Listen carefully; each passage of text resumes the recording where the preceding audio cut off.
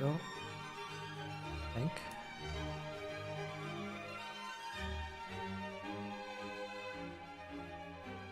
All right, so we are going to use the one-page dungeon generator made by Wadabo. I think that's how that's pronounced. And we're going to bring this into DungeonFog and see if we can turn it into a dungeon. So this generator, generates a dungeon as soon as you go to this page, which is what this is. It has a number of options. The first one we're going to want to change is the rotate to fit option, so it's nice and aligned. Makes it a little easier. And then you can change a variety of things visually. You can set the water level so you can have no water or more water, or completely submerged if you want. It adds some props, but not very much, so we're going to have to do most of the decorating. It does include some descriptions of certain rooms, which you can also turn off if you want. If you turn off the title and story. Now that's just that. Yeah, you can turn the notes off. Also have them point to the rooms, but I prefer the numbers. And you can press enter on this page, I think. Yeah, whoops. It worked the first time, it just lagged for a little bit. But every time you press enter, you get a new dungeon. So you can just keep generating them until you find one you like. This one is pretty nice. It has a little circular room at the top. The entrance is here. We have a key room. Key among rubble on the ground. That might be fun. I don't know if... Is there a key prop somewhere? I don't know I've seen one. Then we have another key in room 4. And we have another key in room 5. That's a lot of keys. And then it usually adds doors for those keys. So in room 6, we have a mouth-shaped door with 3 keyholes. Okay, so those 3 keys go to that door. I don't think I've seen multiple keys to a door before. It's been a while since I used this, and it does receive updates occasionally. We also have an uncanny something covered with hieroglyphs. Oh, an uncanny orb on an altar covered with hieroglyphs. Or an uncanny orb covered with hieroglyphs on an altar, potentially. It seems that the text generator put the words here in the wrong order. Well, actually, I guess this is grammatically correct because of the comma, but it still reads a little weird. You're not prepared for it. Looks like we have some curtains as well. I think that's what these squiggly lines are. And that kind of covers up that door there. Then we have a charming halfling sitting in a corner in room 7 here. And you can see that this is disconnected, so this is a hidden room. So that halfling might be trapped in there. So this room might have no way of... Oops.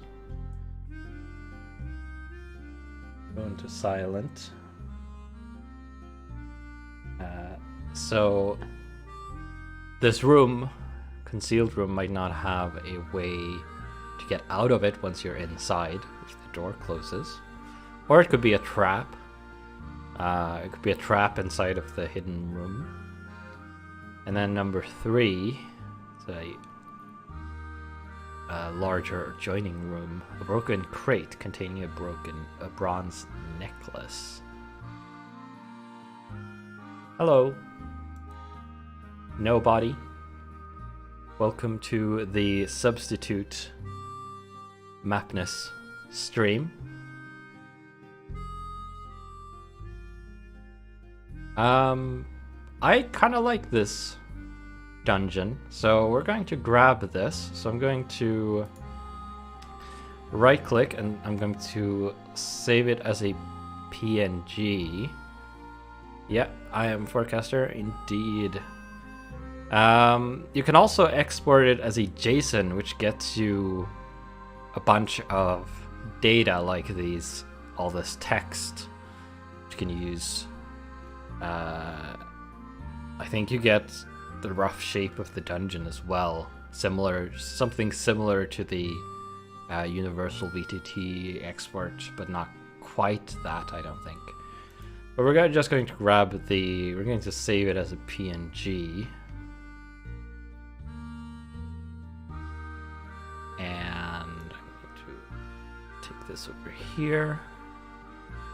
And we'll just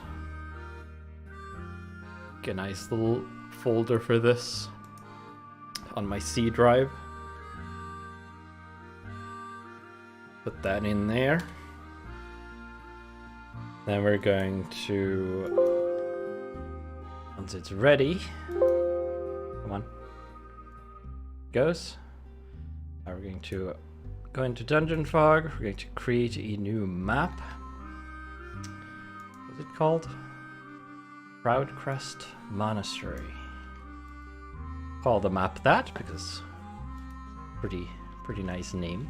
Don't know if it'll be a monastery when we're done, but we can start there at least. Keep the default settings. Probably need to make the map larger, but we can worry about that later on when we run out of room.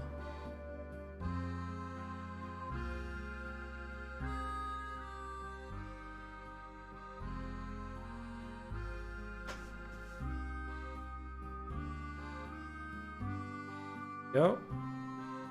Save that as a V5 map, and then we will turn on a blueprint. Upload image. Then we are just going to select the image we just downloaded.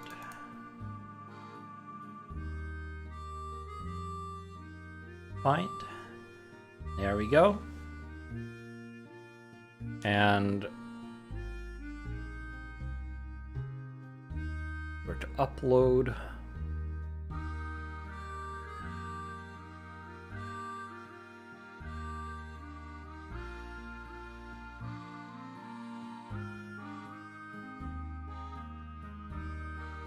Go.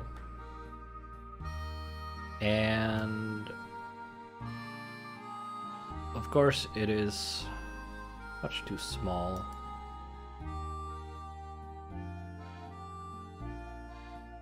Let's see, it's been a while since I did this.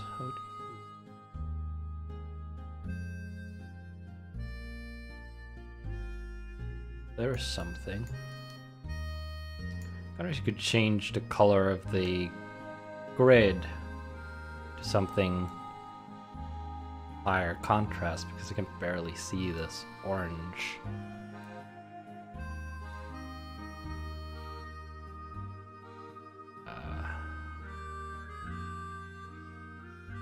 Not quite the right size. Full mouse. Is that the right way? Can't quite tell.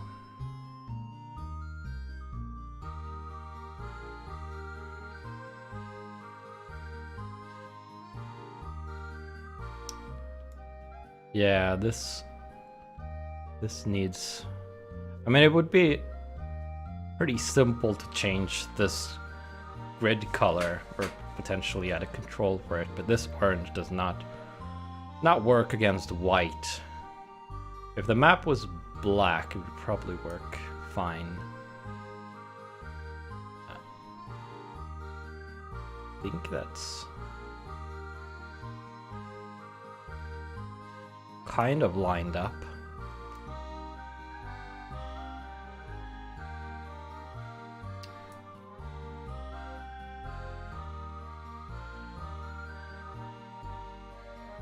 Grid selection tool. What do you mean?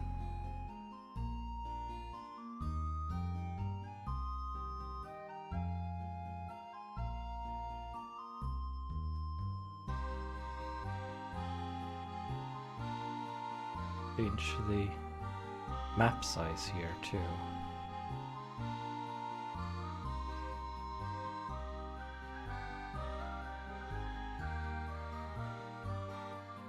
Oh, hold Alt for grid drawing.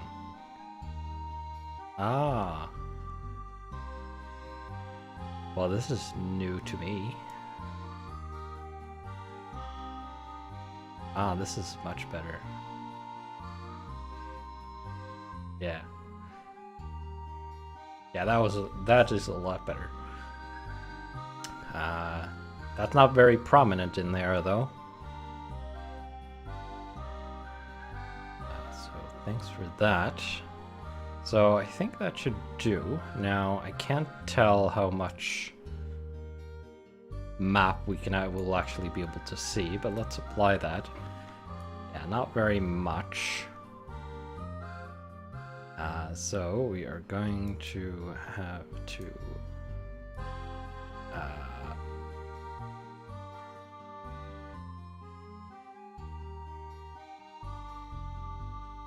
place a room on here so it expands outwards from that.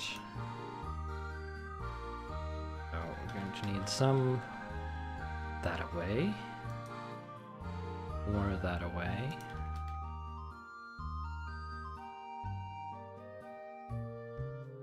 That is enough. Let's add 20.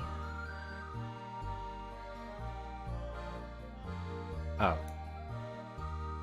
Okay, it changed the scale of the blueprint. So we'll have to do this the other way. Well, that.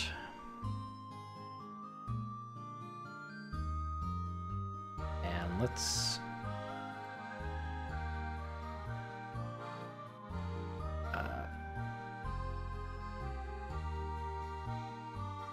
line it again.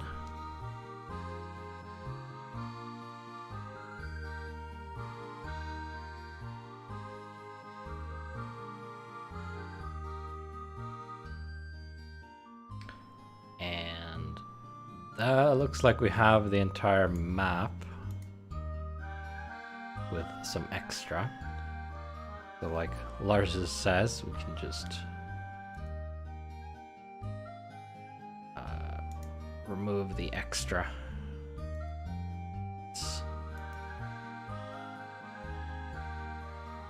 Oh, that's not lined up very well. That's not lined up very well at all. How did I do that? Try that again.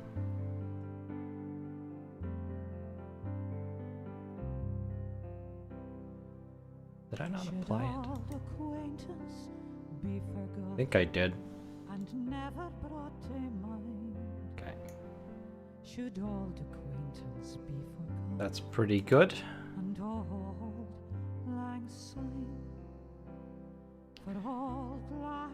Well, that would be planning ahead, which I clearly didn't do very much of. Right. So now we can take off some of this 6, 7, 8, 9, 10 tiles. Wait, what?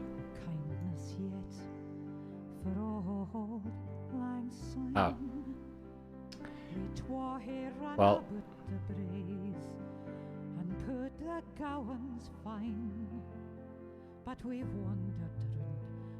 At least now the size should be correct still.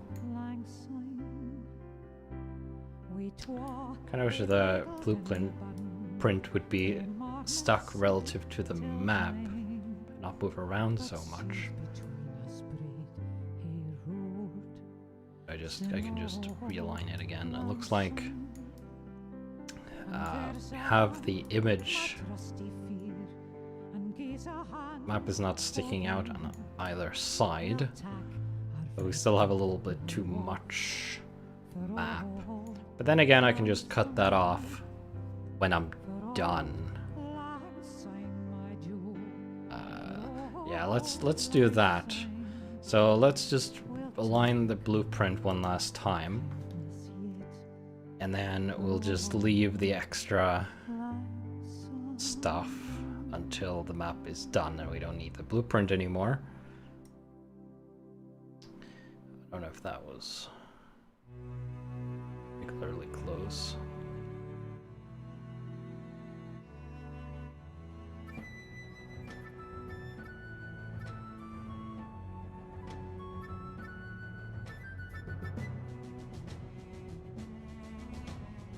Kind of hard when the grid lines are not 1 pixel wide to find the middle of them.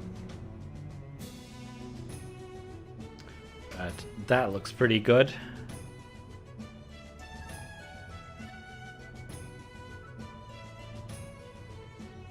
So we will go with that. It doesn't need to be perfect anyway, because we just need the blueprint to find the positions of the rooms. Not a whole lot else. So now we can start getting the layout of the dungeon. And we have some connected rooms. I'm just going to do as one. And one weird thing that this generator does is it places the doors in the middle of tiles like this, which is not really a thing DungeonFog likes. Of course, you can... What I do when I try to place doors here is, of course, I decrease the grid size to half, and then I can place a wall right in the middle, and then I can put a door on it, and that gets me what I want. Here we have a pretty long and windy corridor. Connect that right up to that room there. I'm going to split this up a little bit. I don't want a room that is too big and unwieldy. We can do that. That part separate as well.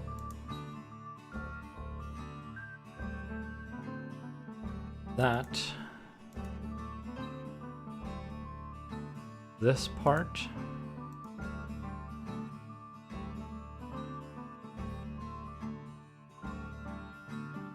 This is certainly not the most exciting part of this. But we gotta do it before we can actually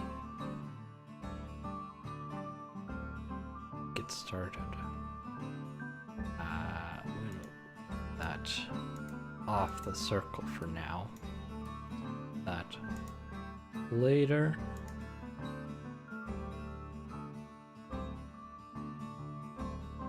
And this we can include. Room.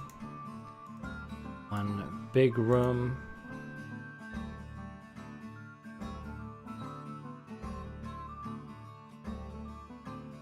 Connected to a corridor. I missed this little door bit there, but we can correct that later. Stairway down. Bunch of small rooms to the side here. Do these as separate bits and split it off there. And then we can do both of these as one unit, I think. Actually, no, we can't because we need doors between them, so I'm gonna have to adjust that later. Not sure how I'm going to do the curtains. Gonna have to see if we can find some props for that. There might be something we can use, or have to get a little creative with rooms to represent them. This room I'm going to split up there.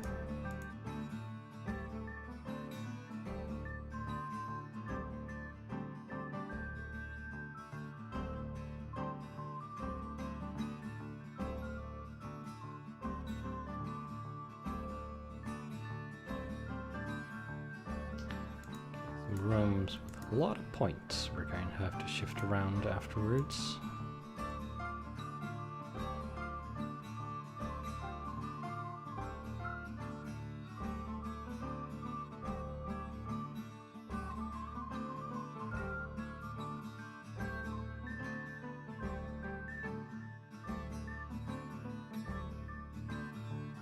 You have to add more points to them as well.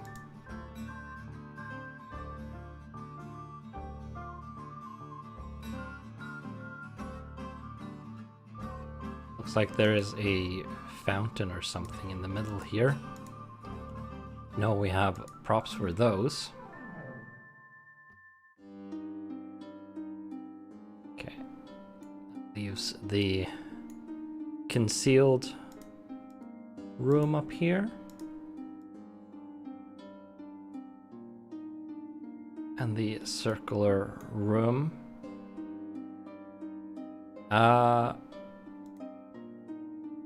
Going to do for this, it looks like it's an odd number of tiles. So we're going to do that.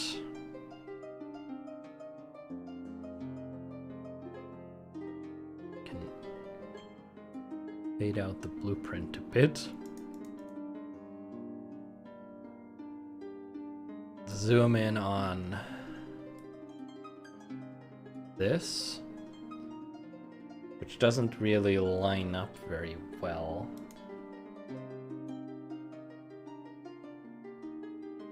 But that doesn't matter. I'm going to see what happens if we set these two circles. Yeah, Till's on vacation, so I am the substitute mapper for today.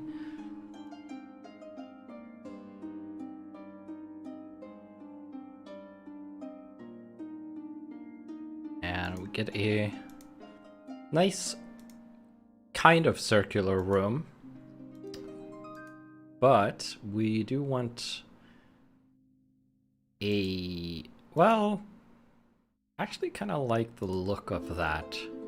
I could probably get it more circular if I wanted to, but I'm going to leave it like that, actually. So let's go around and fix all of the door connections. So let's reduce the grid size to 35. And then we're going to go splitting a bunch of walls.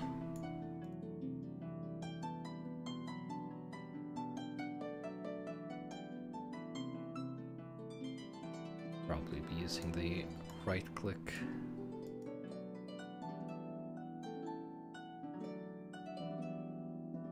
Be slightly faster.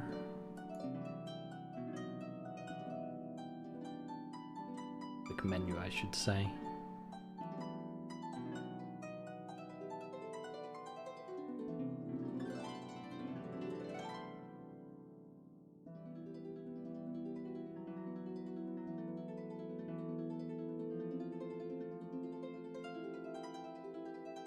Whoops. Ah, dang. Deleted the room by accident. Back. Or maybe I just hid it. I might have just hidden the room.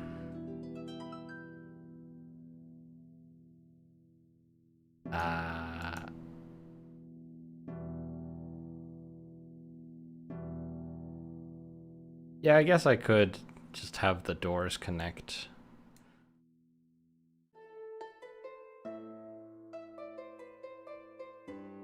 Do on the actual grid. Kind of like the look though. It's a little unique when they don't quite line up.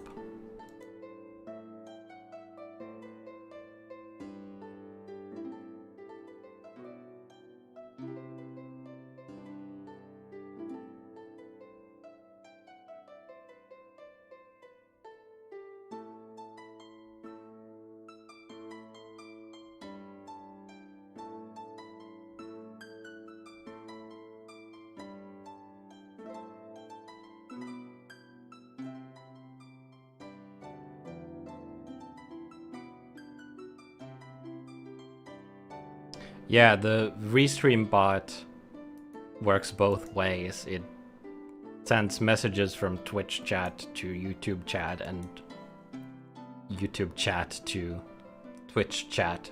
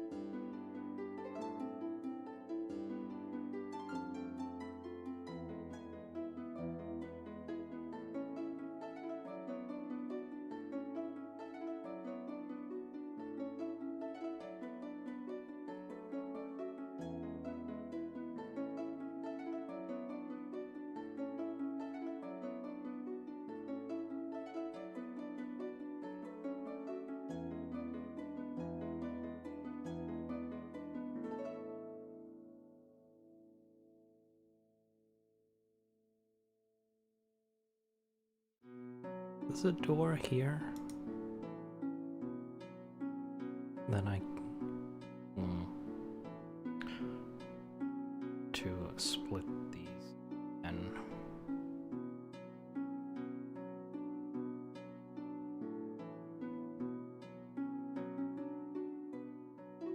oh, that's interesting. Build this in with wall because it passed through this corner, confused the room renderer quite a bit. Well, it's auto-saving in the browser currently, which you are pretty much forced to do now because you have to save the map the first time to convert it to a v5 map. Well, it should save to the browser. It should have done that before too. So even if something goes wrong and it breaks, it should be fine because the map will be stored in the browser data. Delete this wall point. Doesn't hurt though, I suppose. I'd rather not have to do all of this again. Can make a little corridor here.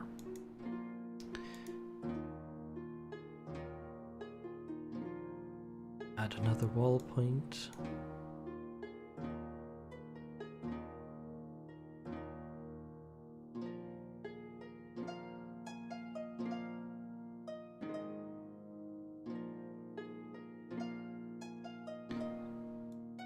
And two more here.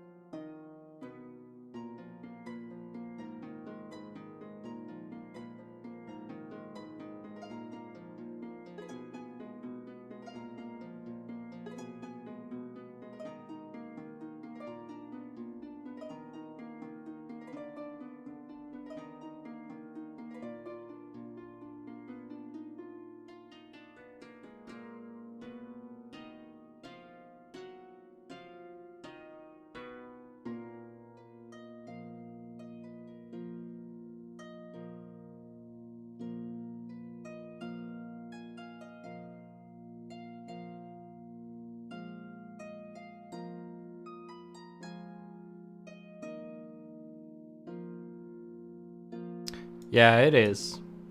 Whatabo makes a lot of neat generators.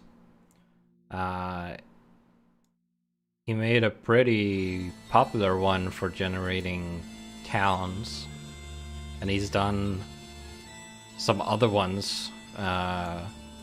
Some generate 3D cities. I think there's one for that. And there's some other ones as well. Yeah. And they're all on itch.io. You just Google his name and you'll find them. Find his page on there. They're pretty neat.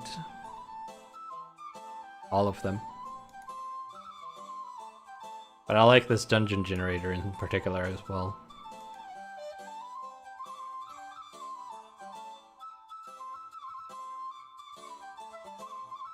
Now, if DungeonFog had an importer that you can import a set of walls or something, I could make a converter from that generator into DungeonFog, and then I wouldn't have to do this. That would have been great. But alas, we don't have that yet. Maybe for Deus.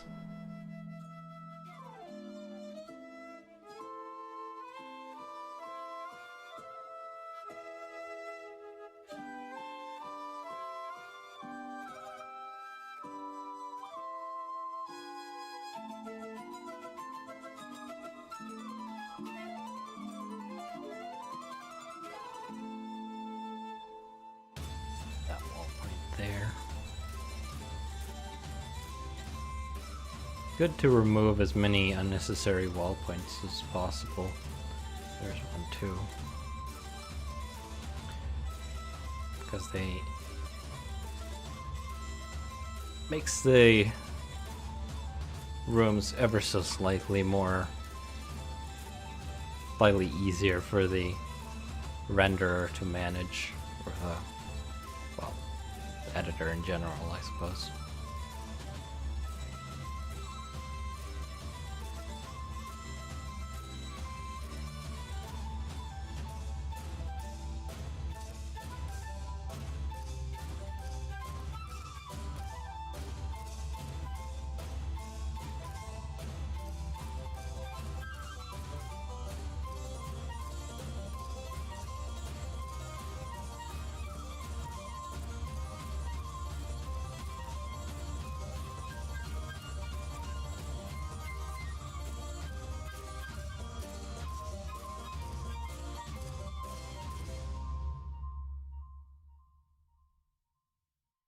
Okay. So we have a bunch of walls that we need to hide as well that connect certain rooms.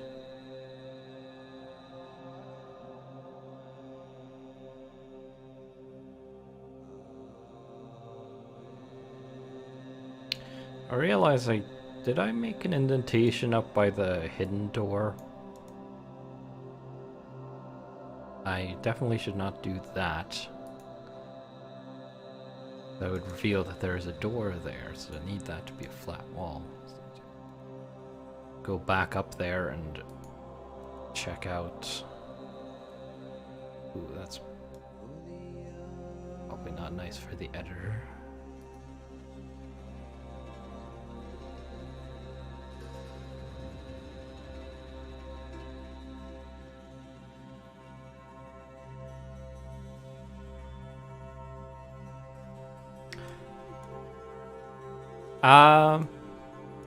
Well, I could make an auto-hotkey script that reads the positions and then just controls the UI and draws a map.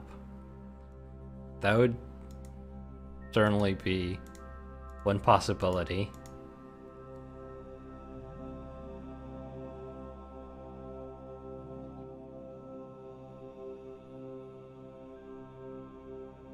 But problem with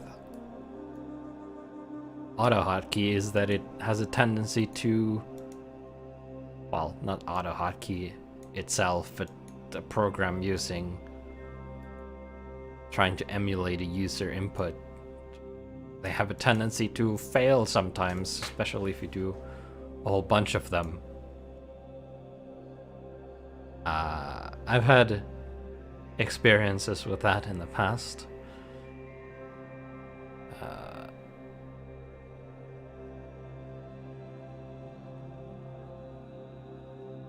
Yeah, there was a door here to double check that.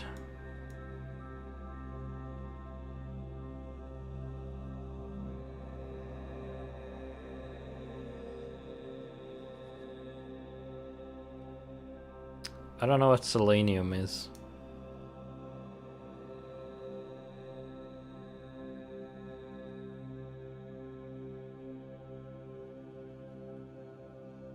I only know of AutoHotkey.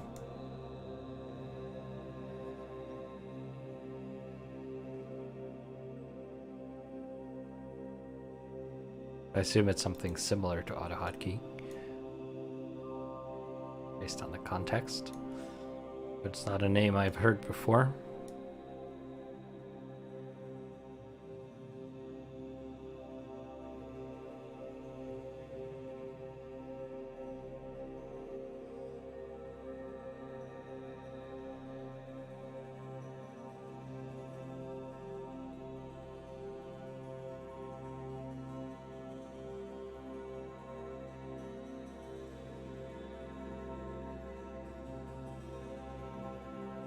Another disadvantage of doing it with simulated user input and the interface is that it's slow. And it would be slower than doing it manually, probably, because the inputs needs to have delays between them to make sure the editor can keep up.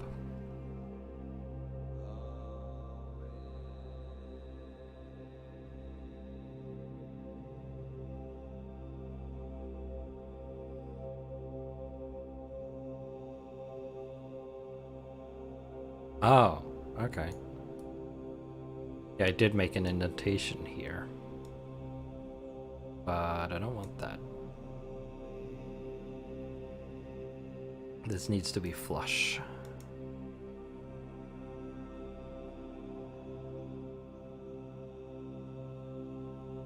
So this is actually going to be the only door that is going to be not where it is on the blueprint. That should be it. That's everything. Yeah. So now we can change the grid back. And can hide some. Oh, I missed one here. Fix that real quick.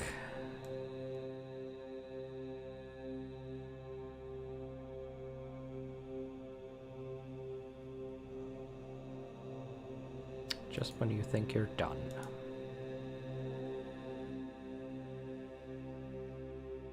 Okay, so that should be all of them. So now we can change the grid size back to 70, and then we can start going around and hiding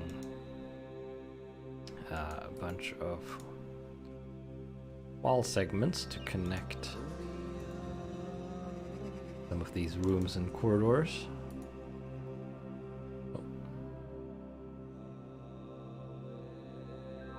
Introduce a couple of wall points here.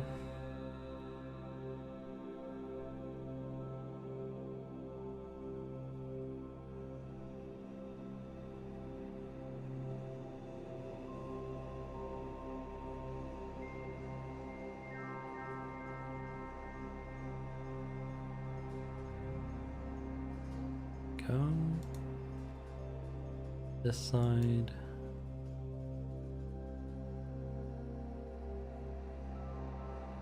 that side.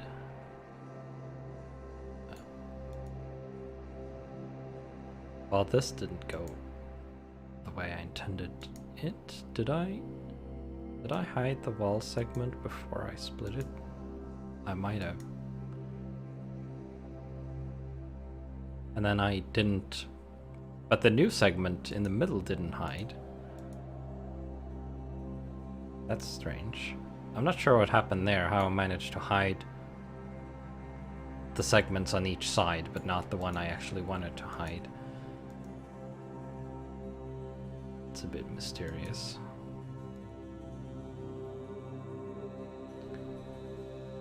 Connection there. There. There. It joined, so this should be the last bit here, I think.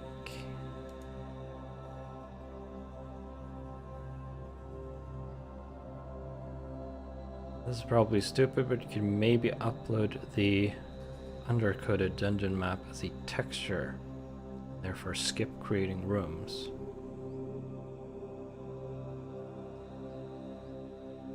Yeah, you can always do that, but then you don't get the wall definitions for line of sight and such. Which is especially bad if I want to export this for fancy grounds. I would miss out on a lot of functionality if I did it that way.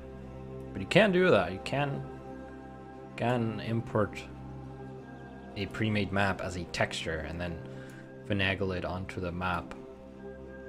And then just place props on top of it. And you also lose some style because you can't really change easily the looks of it. Right now I'm using the default room styles everywhere, but we're going to go around and change that.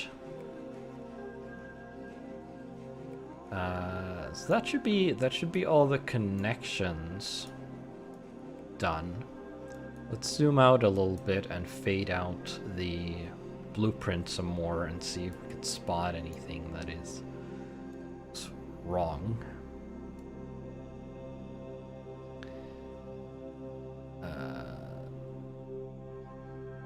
No, looks correct to me. Oops, are connected where they should and where the wall is not in the middle of a tile. Their walls are hidden. Yeah, we lose. We could still have light, but they would go through walls, which would look strange. Okay, so I don't want a grass stage. We're going to first order of business is going to be doing something about that.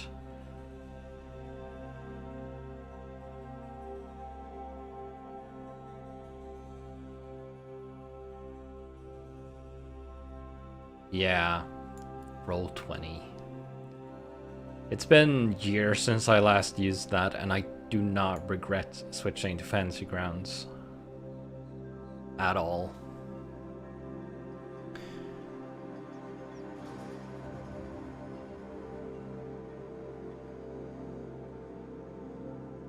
If I were moving from roll 20 now, Foundry might have been another option.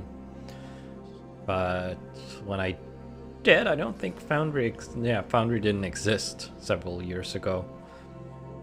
Fantasy Grounds has been around for a long time. But I like Fantasy Grounds, although it does have a steep learning curve. That's not something you can take away from it easily. Right. So a nice black background. I'm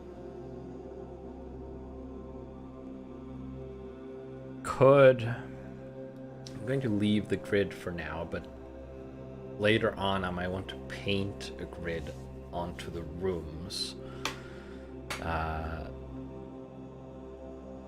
So I've never heard of Owlbear Rodeo before.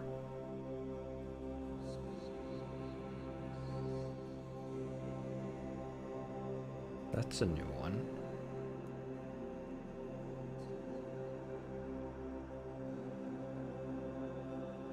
Okay, so of course the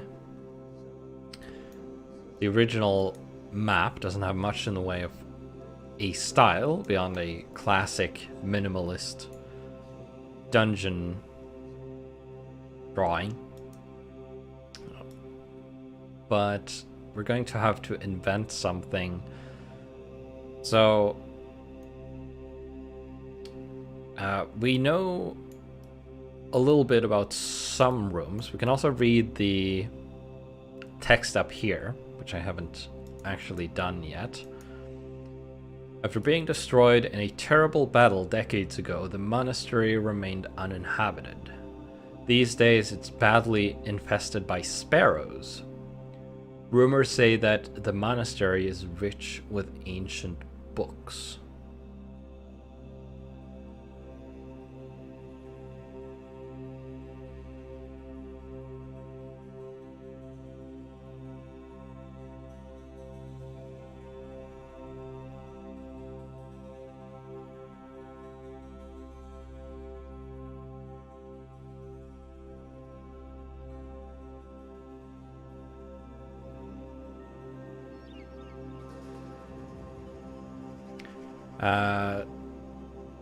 Rashlood, I don't know what you mean by handouts exactly.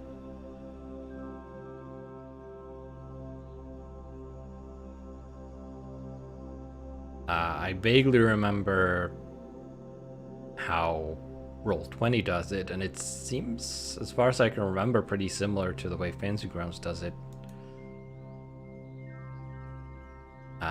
With slightly different UI, obviously. So it's a monastery. I don't know if it would be building this large and this windy. It's obviously, this might be the catacombs of a monastery. I don't know if this would be a monastery unless it's a dwarf monastery and it's built into a mountain or something. Infested by sparrows imply that there are some way to get in and out for birds at least, which might indicate that there are air shafts here and there that they get in through. They would probably also build nests here and there out of sticks and such things, whatever sparrows. Actually, sparrows build nests up high, not on the ground.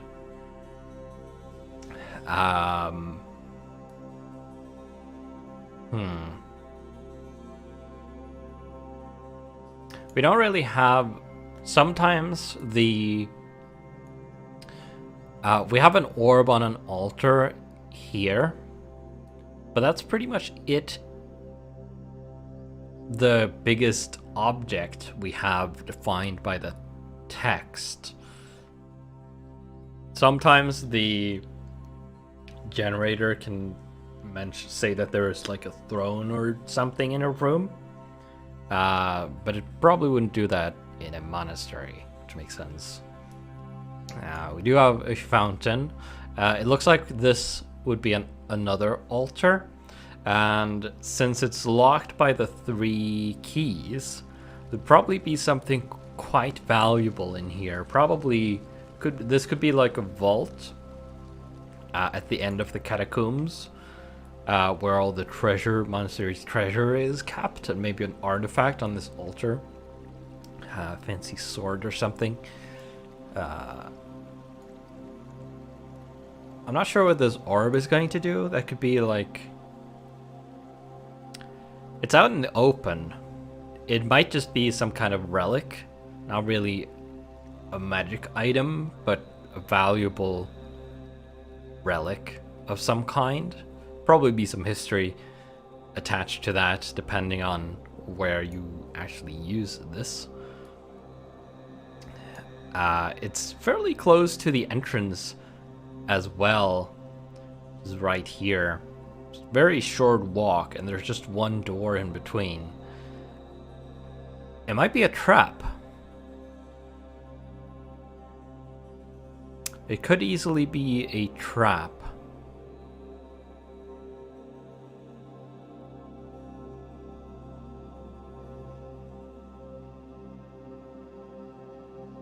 Hello, Libiton.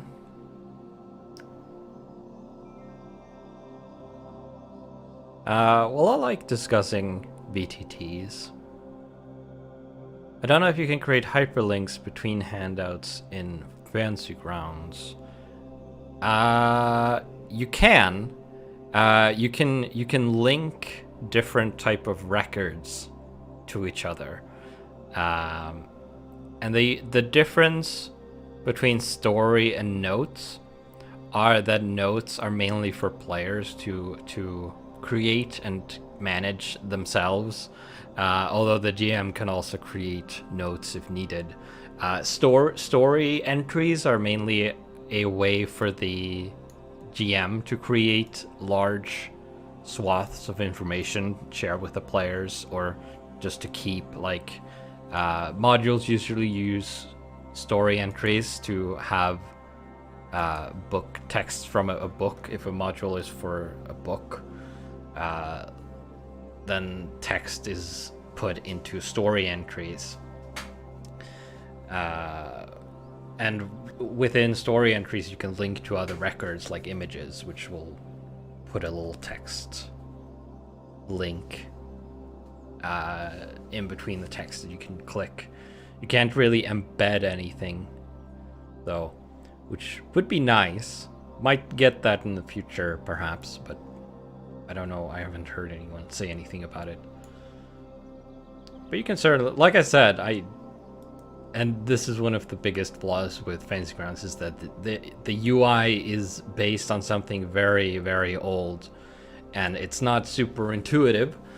Certain features you don't know exist until someone tells you about them, or you explore literally everything and stumble upon them by accident. We read about them somewhere. So it's not the most intuitive piece of software, that's for sure. But since now that I actually know how to use it, I really like it. But it's not easy to get used to. I had to spend a lot of time poking about and making modules for it and exploring other modules to figure it out. It's an investment, and then you have to buy content for it, unless you want to spend a lot of additional time inputting things yourself, which I did in the beginning. But yeah. So let's get back to the map now. Get a little carried away, but I don't want this brown floor. That's for sure. It doesn't really fit catacomb look for me. I actually kind of like the texture of it. So we could just desaturate it and we'd turn gray, and might darken it a little. How's that? I'm going to turn down the opacity of the grid a lot so that it's not as prominent, because we don't need it to be very visible now.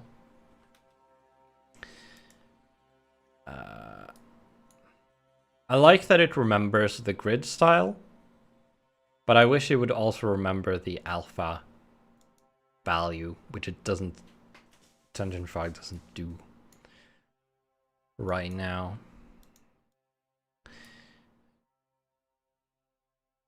I'm probably going to have the deeper section of the catacombs have a different flooring, just to separate them a little bit. But I kind of like this for this part. Also need to figure out what's going to go in here. We do have this room with a key and rubble. But these other two they're probably going to be, they could be burial rooms to have some sarcophagus in them.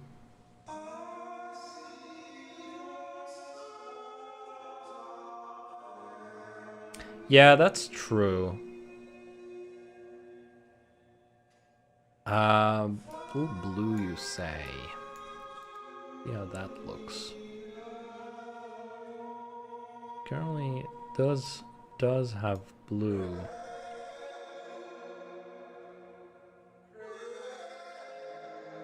It's turning green because of the standard texture. Also, kind of wish it didn't do this. I wanted it to keep those settings I had it on and not overwrite the numbers when I turn on colorize. So let's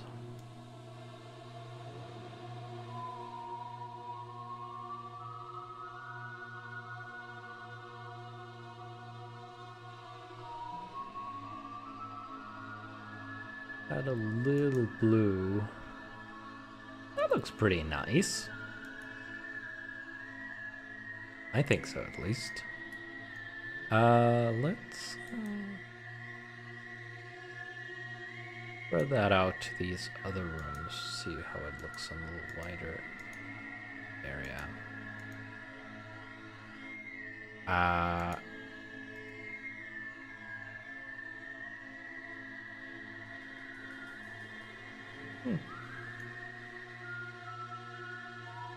Still looks very gray, though.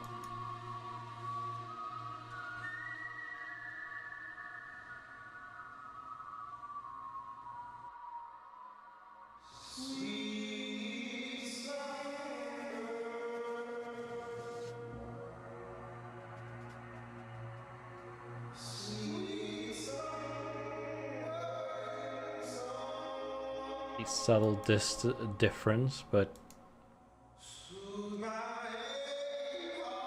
might work.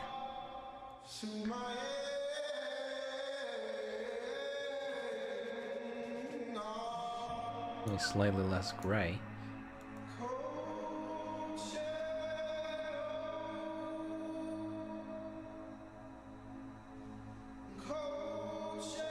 I didn't forget the paint tool.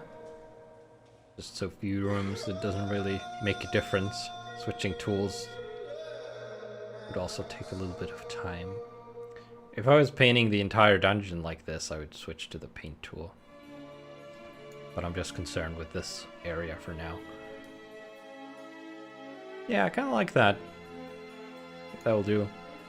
Now for the walls, I probably want something darker for contrast. I don't like this white stone. I'm going to see if we can find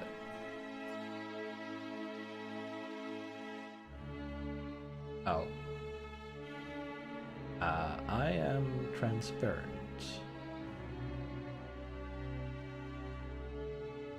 I need to fix that.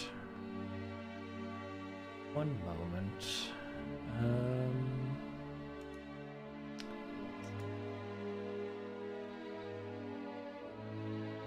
Camera filters.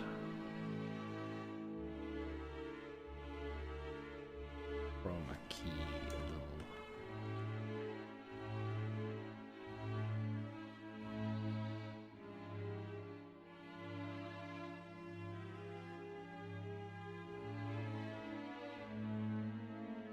Okay, that's better. Can't see the color bars through my head anymore.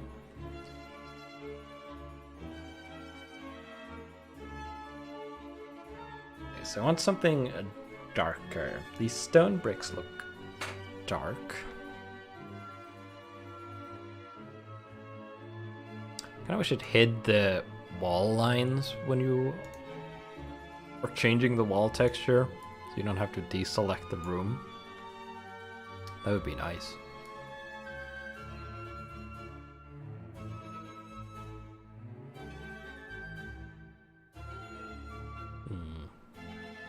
We also want these to be below ground, because all of this is going to be underground.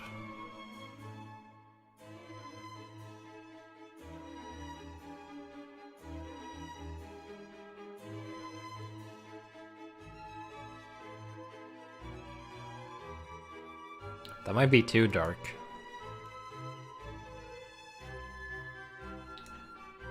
At least with the black background. Or maybe not.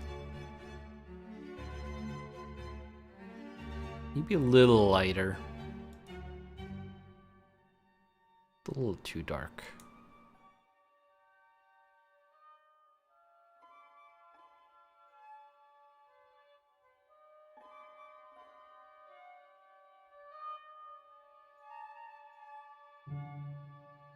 Kind of. That works.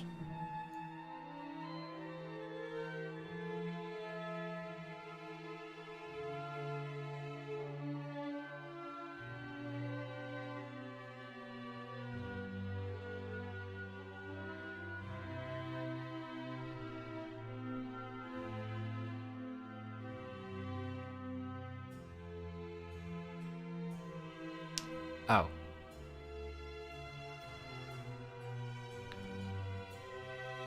Well. Let's do that instead. Didn't want the floor texture on the walls.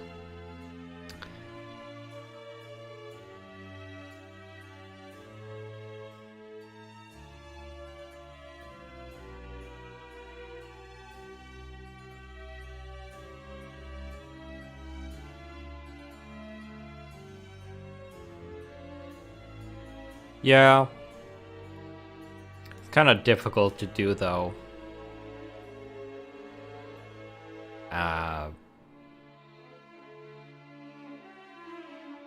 Because currently it's obviously just masking out where the walls are and just having a large texture on top of everything.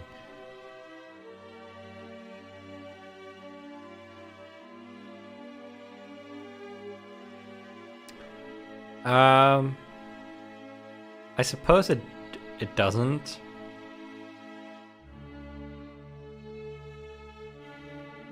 But it should still look nice.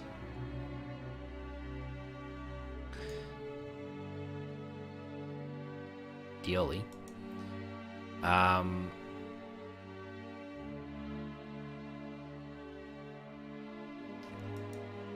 But it's true, it doesn't matter as much.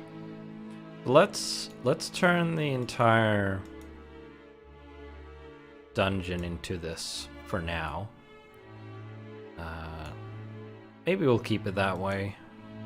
Maybe I'll do as I said earlier and change the deeper parts to be slightly different. I did not want to do that. Later on. But for now, we're just going to have this look everywhere.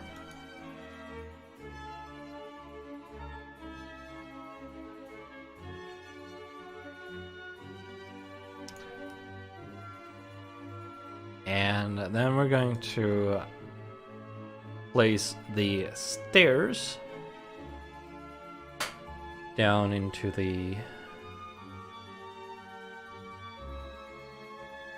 catacombs. Stairs. That.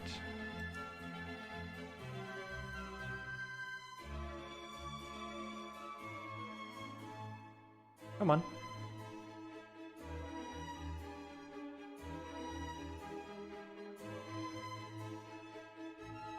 There we go. That took a while. And probably just wanna Well, we do have these stone stairs, actually.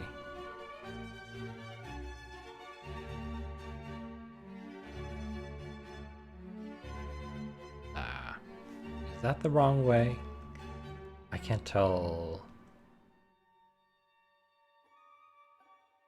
No, they go down.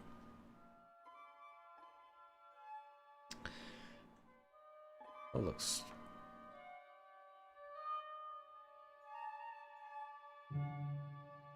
Kind of wish there was a one tile version of these. What I could do though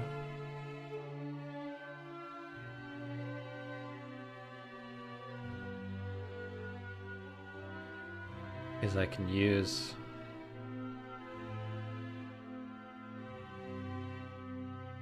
the room masking. So if we do that,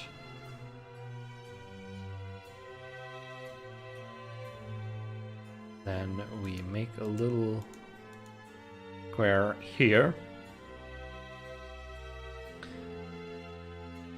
hide the connecting walls,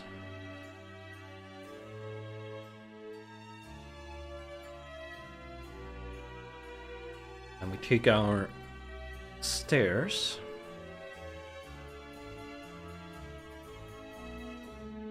put them in there,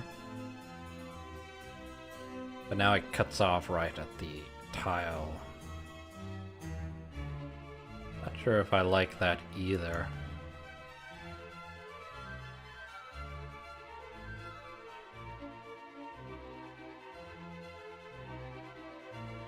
Also, these stairs seem to look like they go down. They're kind of just downstairs. Oh, I don't mean to delete the entire room. I just want to delete the stairs. Okay, so I'd like to use these stairs because they're the right style, but we only have a 2x1 down version, unfortunately. So we might just have to use the other ones.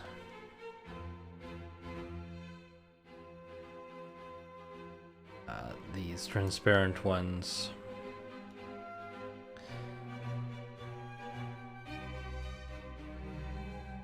Beat them 180 degrees. Stick them there. And then I'm going to shift them towards the edge there. And then because I made this its own little room, we can change to a different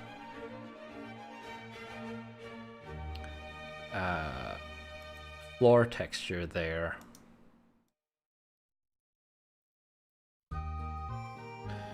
Just for the stairs, which works out pretty nicely. I think that looks pretty good.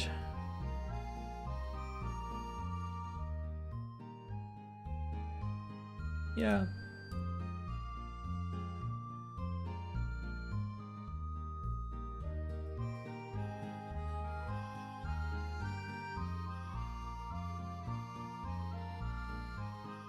I tend to stick to using these just transparent stairs and just styling the floor underneath to make them look the way I want. Tend to work out pretty nicely.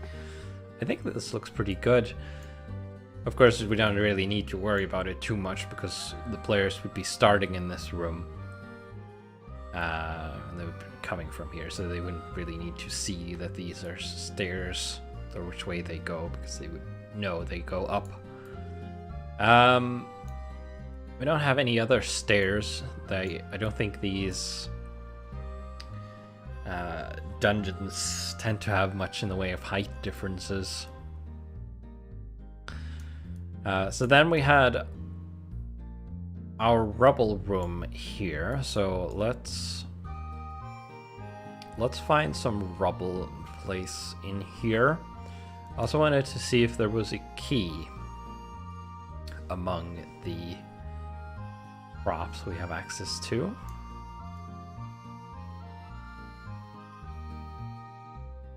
Oh, there is. Also a keyboard. I guess both of those contain the word key. Keypad.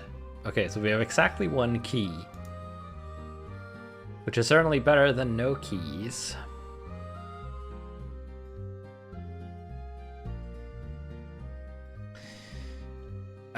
Question is,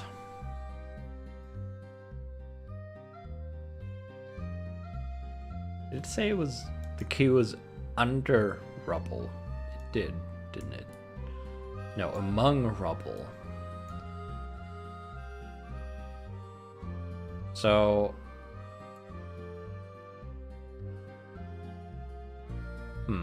the only reason to put a key prop in here would be so that the players can see it without having to perform any checks. Question is, do we want that?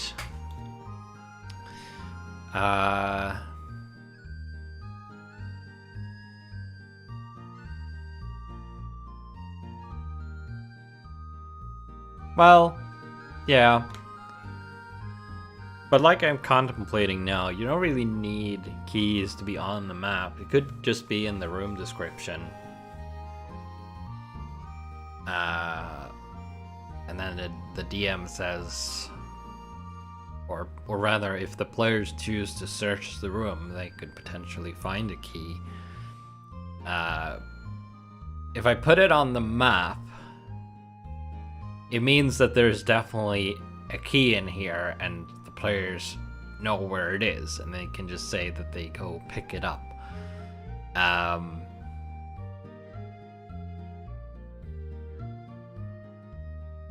Unless they really aren't paying attention or aren't looking at the map at all, which is always possible. But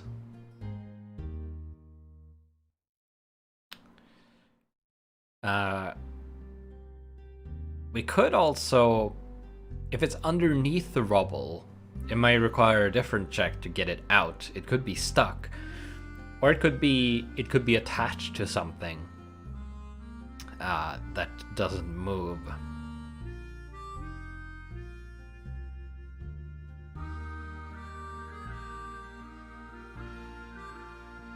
Is there a statue that holds out its hand?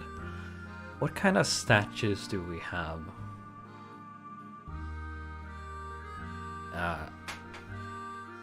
I would like, if I have a statue that is holding out its hand, it could be holding the key.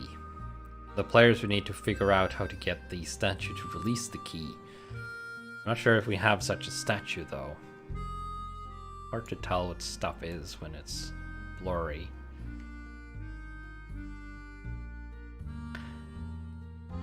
That looks like an outstretched hand to me. Let's zoom in on that a little bit. It could also be a foot, but I think it might be a hand.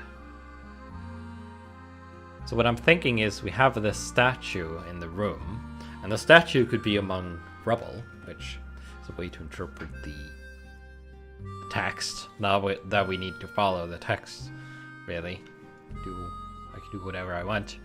But then we can just put the key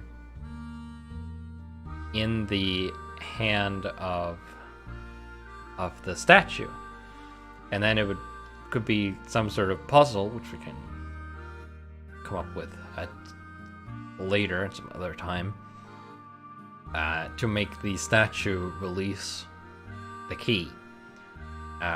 So it could be that the key is, it kind of looks like it was made or put there with the statue when the statue was made, or perhaps probably magically put into the statue, but it's in such a way that you can't get it out of the statue without either breaking the statue using magic or solving some kind of puzzle.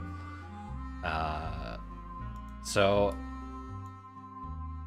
kind of like that idea. So let's move this thing into here.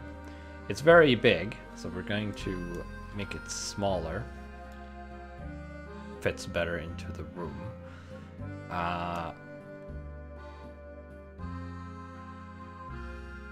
Could be, I think, here. Best place for it.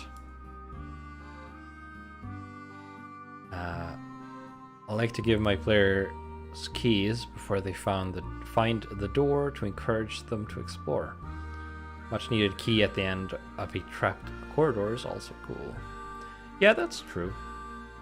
Finding keys and not knowing where they go is certainly intriguing.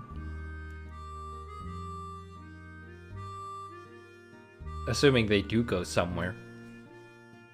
We could always put more than 3 keys into the dungeon, but only 3 of them actually go to the door in question.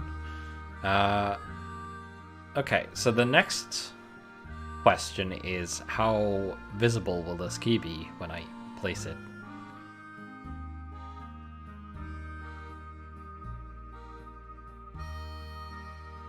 Now it's obviously on top of the statue, but we can fix that by going into the layering. Going into this room and reordering these two. It's not terribly visible, is it?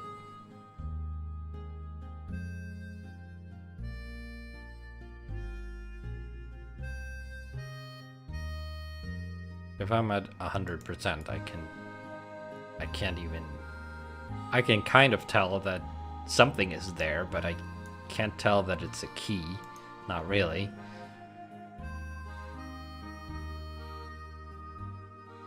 Is there anything... That's the wrong way. Is there anything we can do to make it stand out a bit more?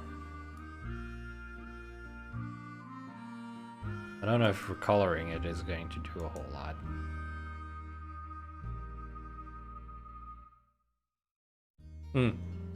It kind of does. It does help. Do I want the keys to be primary colors? I could place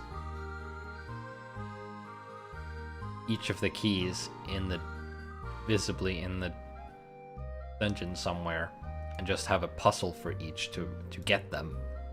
So finding them is not the challenge, it's actually acquiring them. Why is it doing that? It's kind of getting stuck on something. Colliding with the statue.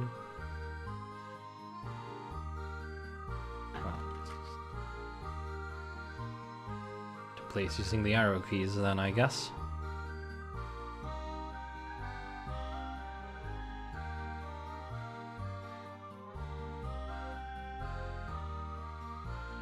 I could give the key, I could put a light source on the key.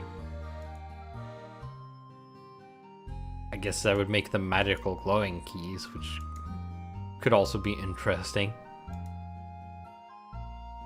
But even if it's glowing, it's not necessarily obvious. You can tell that something is there.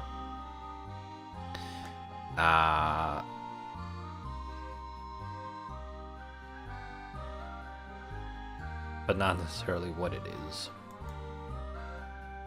But now if I put it at 100%,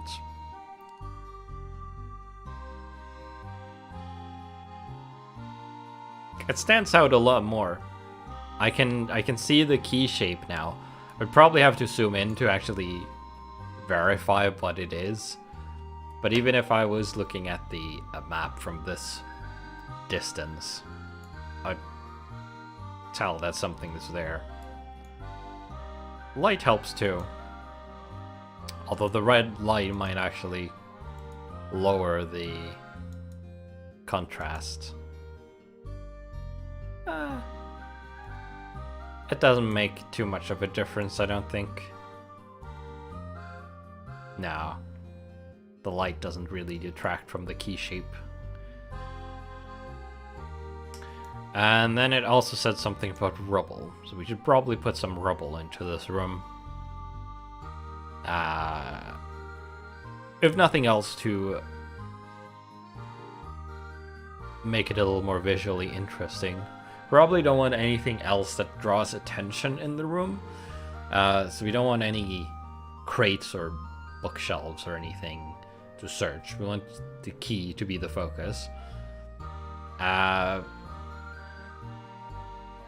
we do want some rubble to make it look less empty. So I'm going to put some rubble into it. Of course I don't have to.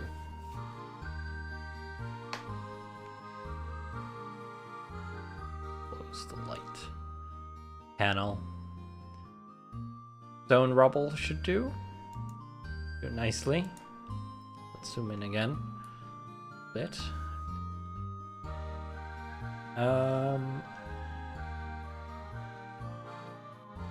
Let's put some in this corner.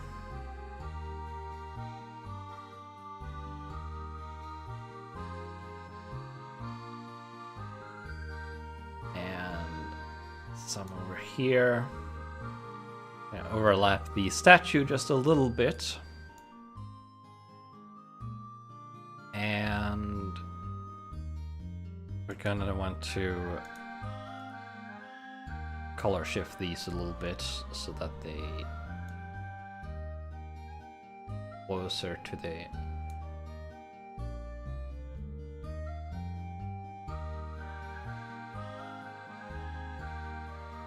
dungeon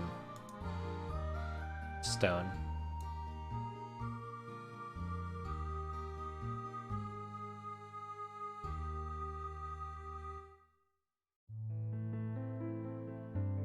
Blue there.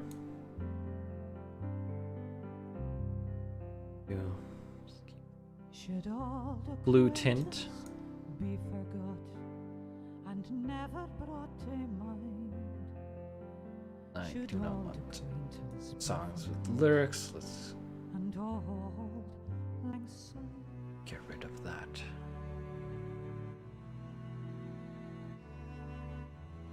Okay. Now we have... That's pretty much done. I could maybe put some cobwebs or something in here. Something else it could be. I guess it would depend more on what the puzzle is. If there's anything else in the room. It would probably be related to that.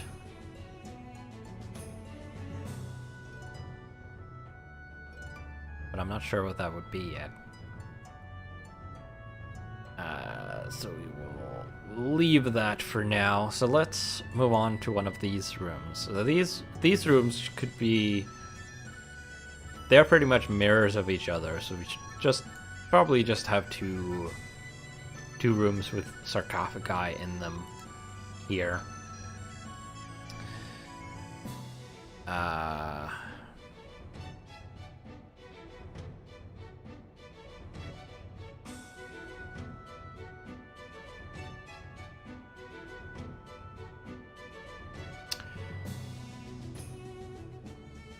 I'm wondering how this place will be lit.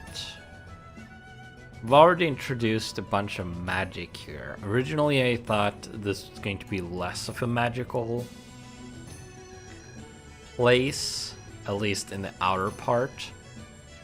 And then in some kind of inner part, you could switch to have more magical light sources towards the vault. But if the entire place is decently magical, and we have a magic puzzle out here, the entire catacombs could just have magical lights.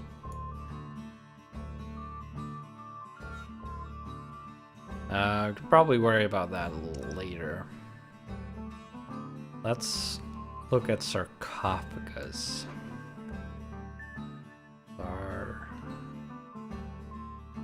sarcophagus.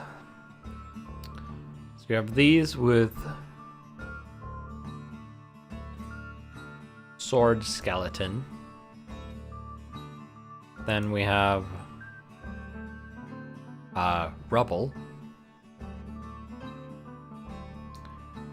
And then we have this which is a person with a sword rather than a skeleton. This one is a lot smaller for some reason.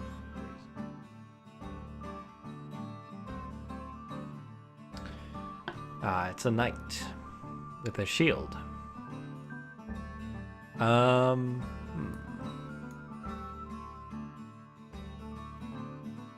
not a whole lot to go.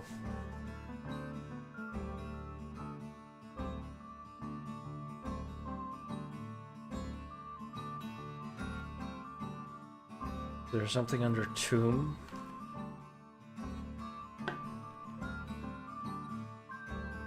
Oh yeah. A lot more under tomb. It's completely undecorated one. Tombstones, that's not what I want. Tomb statues. We have these dwarven ones. Huge and look very dwarvish, that's for sure. We're probably not going to use those, although the glowing ones are really cool.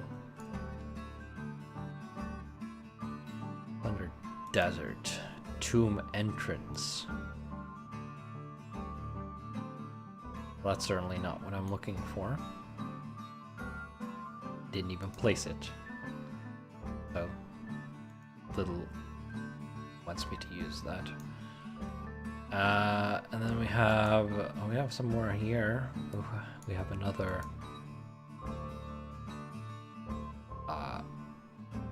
mostly undecorated one, very rough. We have some tombstones. We have a lit version of that. Probably won't use that. And then more tombstones. And oh, wait.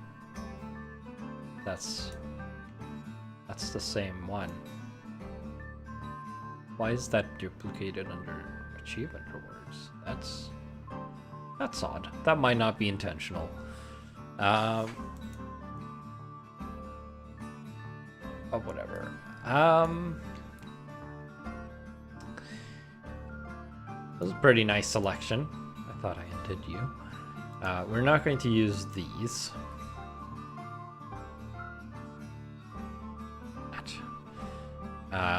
But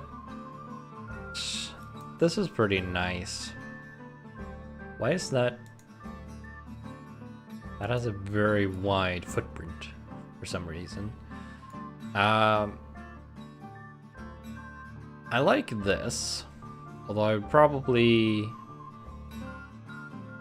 color shift it so it's lighter. These look very rough. They also have candles on them. I might extend these rooms a little bit so we can fit more. Actually, these might be... Well, they could either be for a pair of sarcophagi, or they could be more of a family.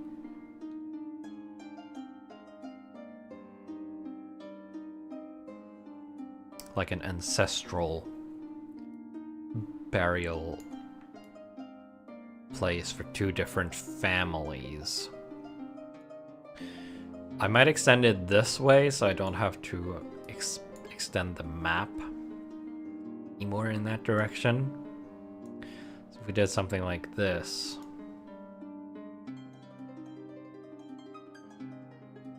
Then we could have a few of them. Could also be an encounter in this. If the players for some reason decide to disturb these tombs, maybe they get attacked by spirits that try to chase them out.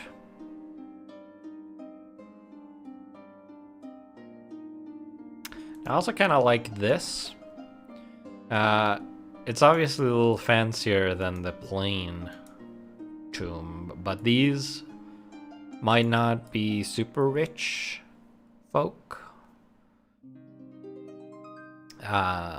They're wealthy enough to get buried within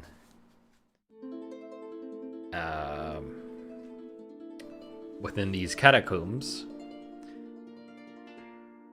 but not wealthy enough to spend money having someone carve their sarcophagi for them. So I might just go for these. Color shifted.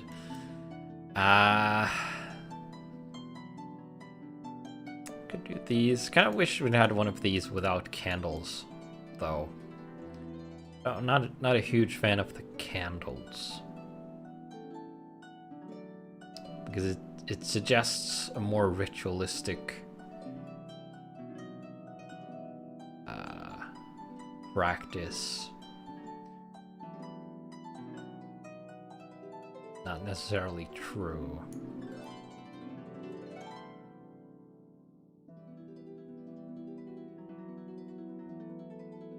And it's also placing too many of these with candles in the same places. I don't like that. It's actually mostly that, I suppose. So I think I'm going to go for this. The question is, how would they be placed? And how many?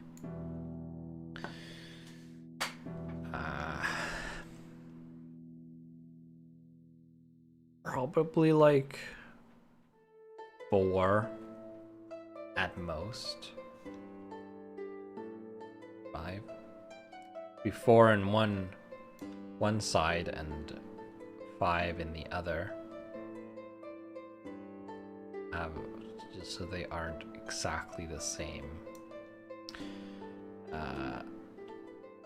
I don't know about this arrangement, but it's a start. That only fits 3 though.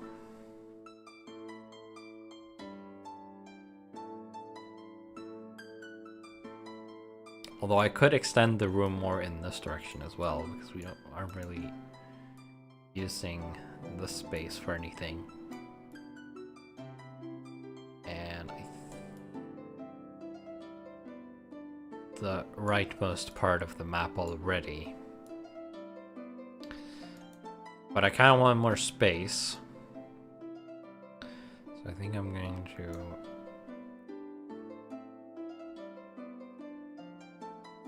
make the rooms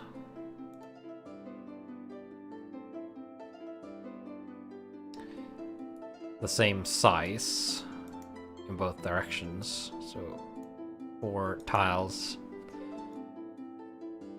both ways. Gets us a lot of space. Maybe too much. I could shrink them both 1 tile in both sides. I don't want them to be too big either.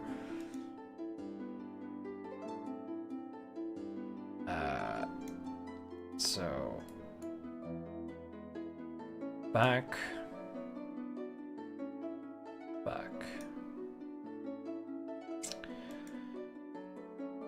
Now if it's 3 again, unless I shift them over 1, then I would be able to fit in 4. I could also shrink them a little bit, because they don't need to be 5 feet by 5 feet necessarily. That seems a bit large. Actually, maybe not. You have to fit the person inside of the sarcophagus and then have pretty thick walls, probably.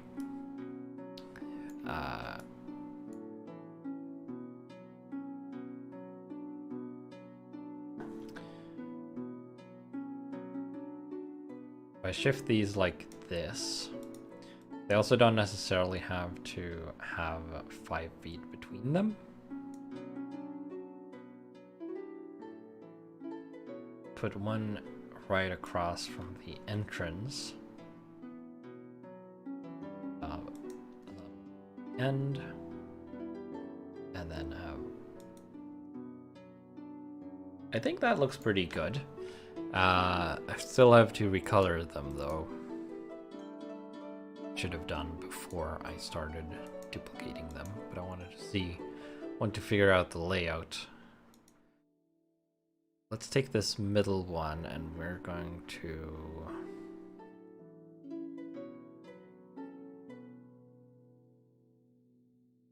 just desaturating doesn't do anything because it's already gray. Actually, it's slightly red side. Could lighten them up. Probably want them to be slightly bluish like the rest of the stone.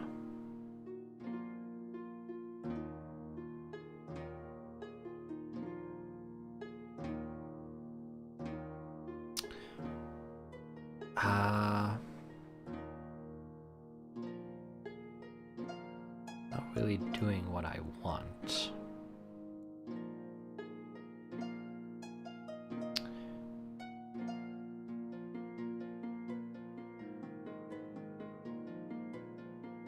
Let's try going a little bit more extreme. Colorize instead.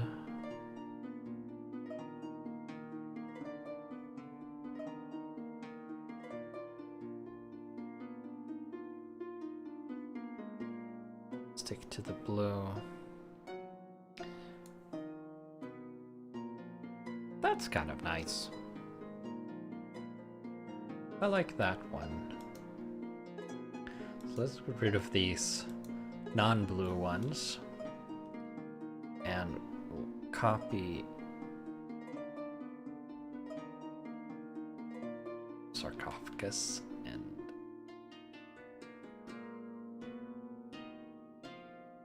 yeah, I like this.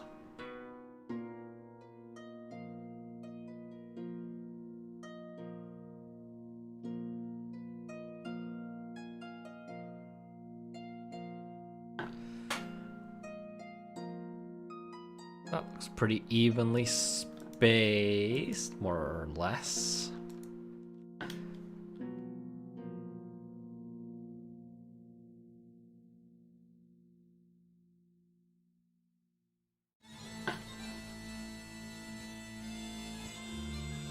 There. Now, can I make one of these look open? I wonder, using a shape, a black shape. Can I draw a hole on top of them, or on top of one? Because I want the rooms to be uneven. And I bet one being open might also make the players a little wary, because they might think something has escaped, even if it hasn't. That's not quite...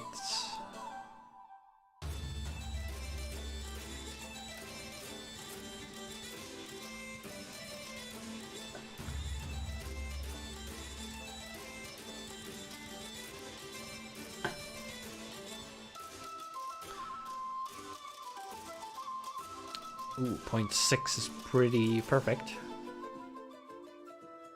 So if I line that up like that.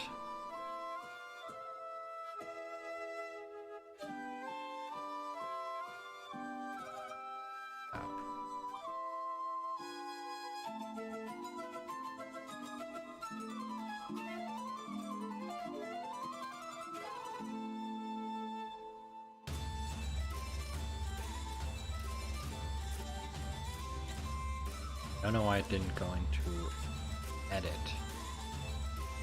That.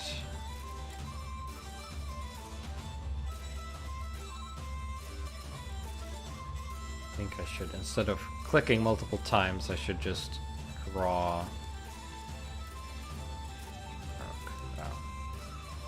But, as it turns out, it's very difficult to draw straight. There we go. Oh, back. Ah.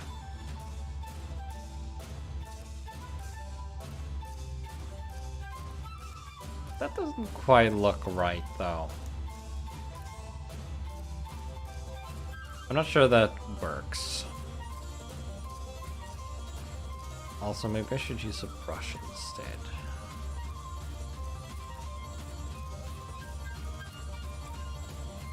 Because then I should easily be able to click multiple times.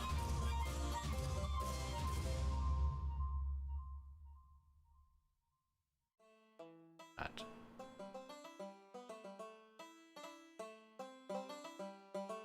Wait. Why is it not black?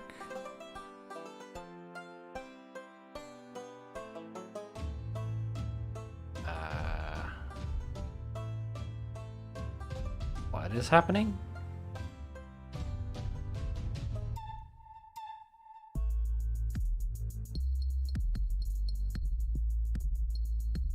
Oh. Right. There we go. That explains it. Softness was high.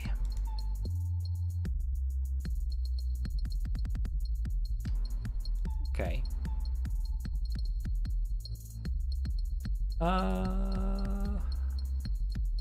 I mean, it looks like a void, which might not be exactly what I am looking for. So we might want slightly less pitch black and a little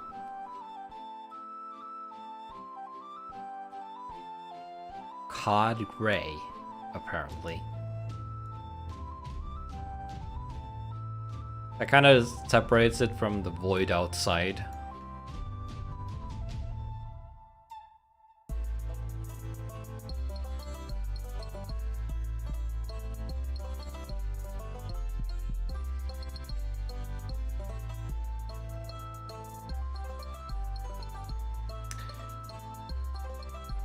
Yeah, I think that works. I think that reads as an open sarcophagus. Of course, there's no lid here, which might lead the players to believe that it's just unused and nothing has escaped out of it. Or they could not think of that and assume that something has escaped out of it and is elsewhere in the catacombs waiting for them. Which I wouldn't mind if I was the DM running this dungeon. Then we're just going to copy these over here. And here we are going to have five sarcophagi all closed. Makes things a little simpler. I have to draw another void.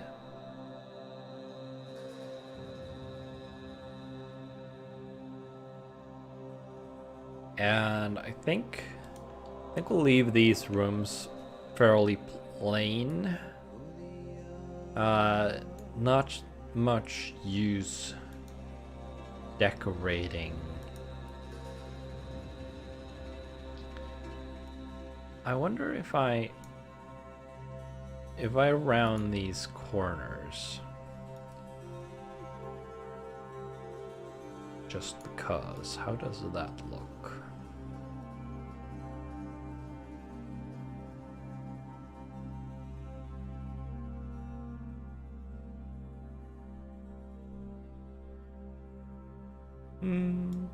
Kind of like it.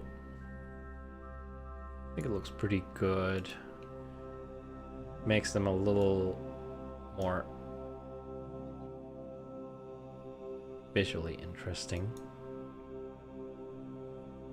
Squares.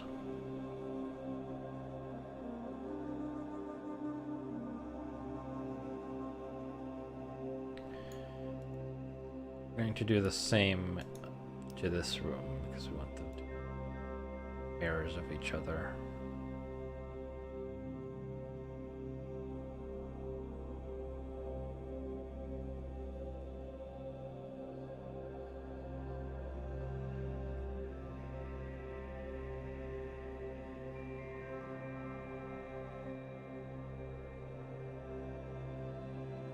Do circles.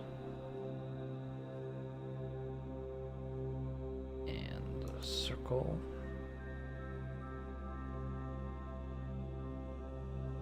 Yeah, I think that looks pretty good.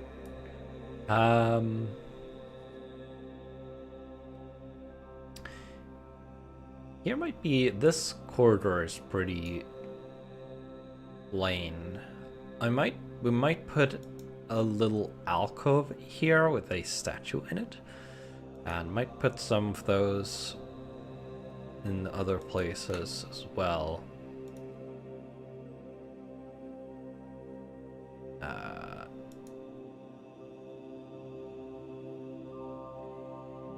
Just to make things interesting. So let's circle that, and probably went a little deeper. The exact value is not that important. That looks pretty good. Nope, not a token. That's not what I want. We're going to find a nice statue to put in there. We have already looked at statues.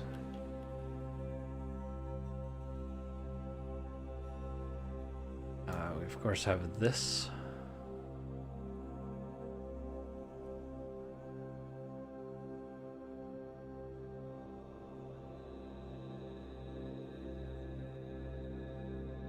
Bit on those. Fun.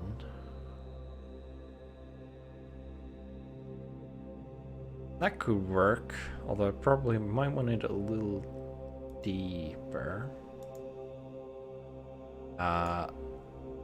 Oh, there's another statue with an outstretched hand. Could have used that for the key instead. Instead of the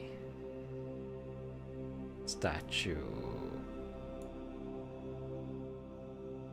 with the skulls. I kind of like that. Anyway, might have this statue hold another key somewhere else, and have a different puzzle for it. Egyptian statues, not really what we're going for. Dragon statues aren't particularly useful. Neither are dwarf statues. Greek.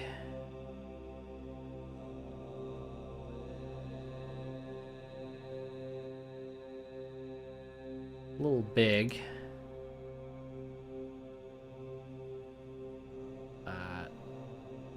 Neither of those work really. And there's that one. We're not going to use that one, obviously. This does not look right.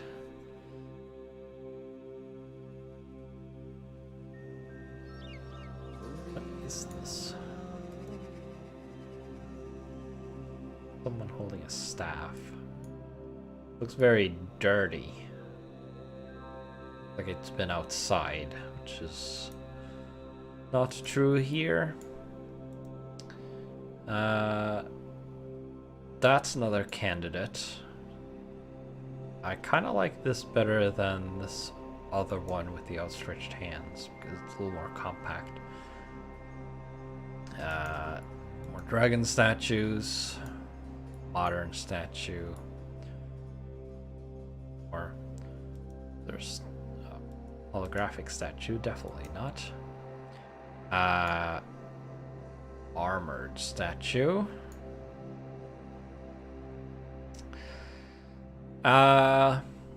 Well, it could be guarding.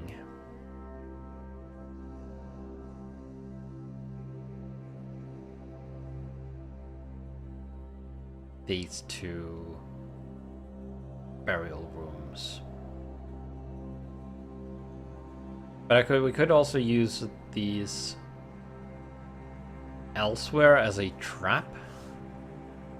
And by trap, I mean having two of these opposite each other, and if you try to pass them, they come alive and try to stab you.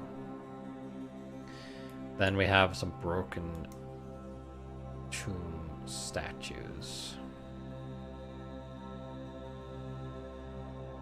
Well, not all of them are broken.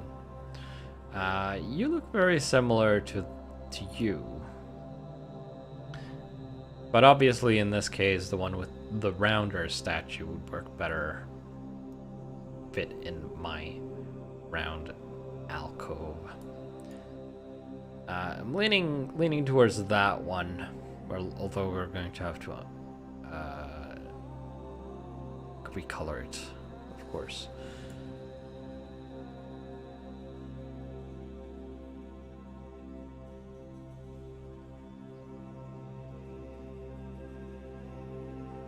I've been so occupied by map making that I've forgotten about my drink.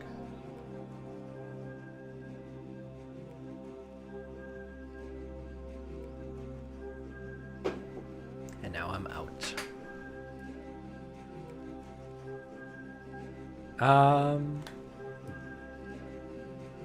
Why did I even place this? Probably not. That one. The Reaper one could work as well. Shrunk it down a bit. Way too big, obviously, but it is round. How well does it fit? Let's scale it down by 50%.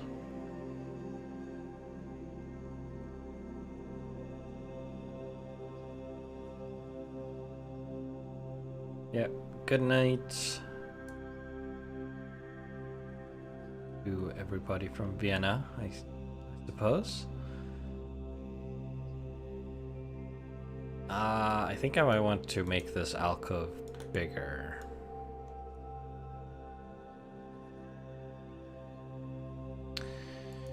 Because it's taking up a little too much of the corridor.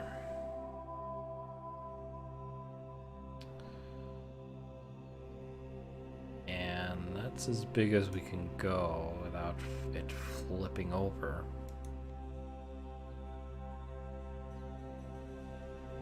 Now it fits the statue, but I kind of want the statue to be in the side. I think that's enough space. That's definitely enough space that a person could, or even a couple of people could walk past here without having to squeeze. I'm still interested in this, however.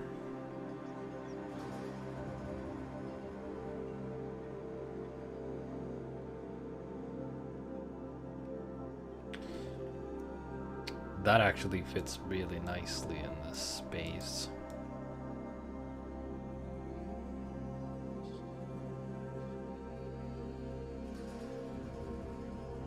Looks like it's taking up almost the same space as the Reaper one. The Reaper has a little bigger footprint, of course. It has a bigger base with a plaque on it. Plaque might hold a clue to one of the puzzles, though.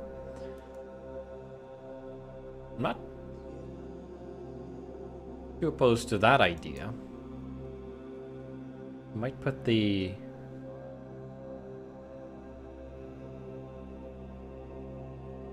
Reaper statue there. Might want to make it a little bluer.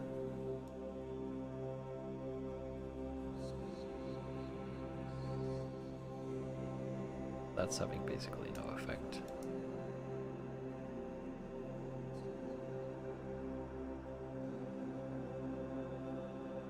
Just a little tint on that. And then get rid of all of these other statues.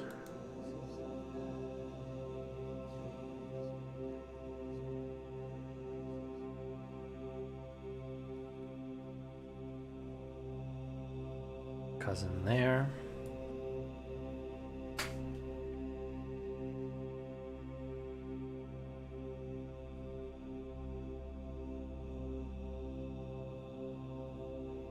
Now, I wonder what we should do for... Probably need some... Although it doesn't necessarily have to be lit out here.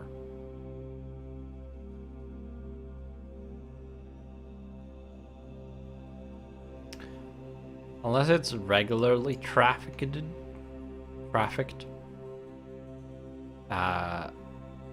Probably wouldn't have lights, permanent lights placed. Because if you needed to go down here, you would bring a lantern or a candle.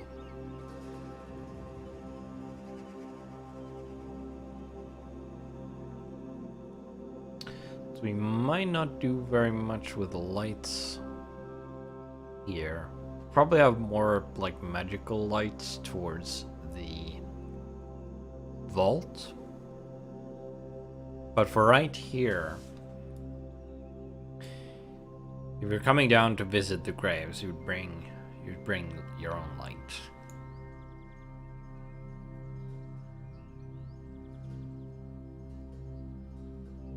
Wow. I think that makes sense.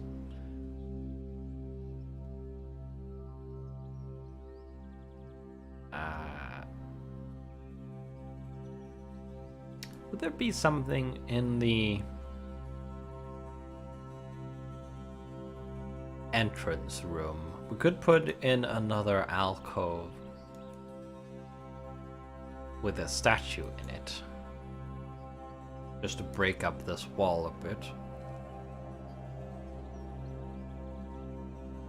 Or what else? Probably wouldn't be much else. This is kind of just where you come down and then either go to these two burial rooms or to this. There should probably be a door here.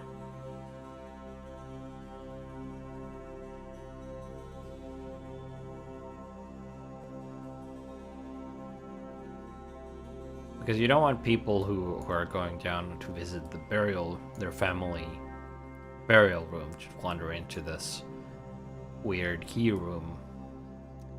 This might even be hidden. Might put a concealed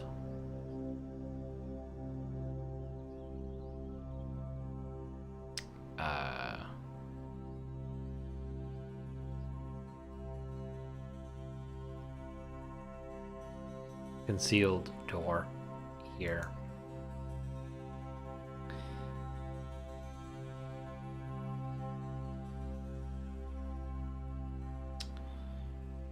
So I'm going to have to change this a little bit. So let's delete some wall points. I'm going to try to delete them in a good order so it doesn't mess up the renderer too much.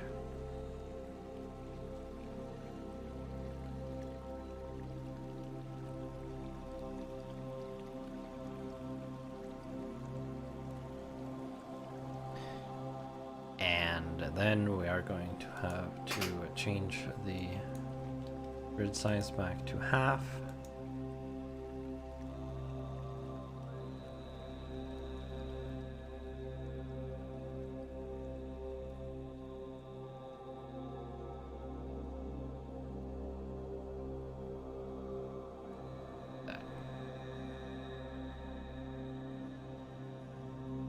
Yep.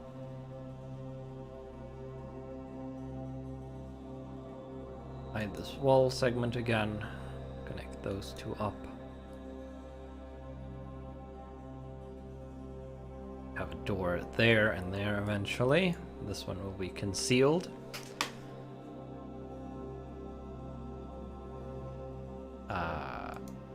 Yep.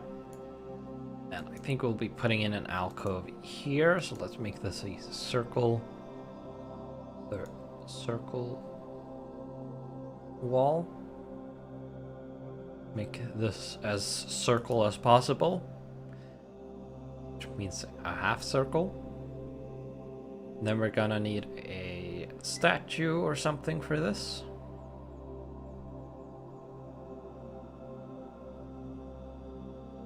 Yeah. Might put something else in it. Put whatever in there. Doesn't have to be a statue, really. Statue makes sense.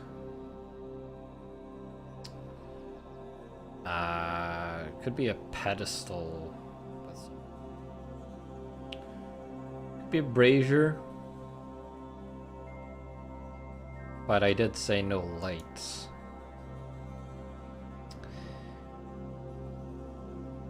One of these statues, maybe?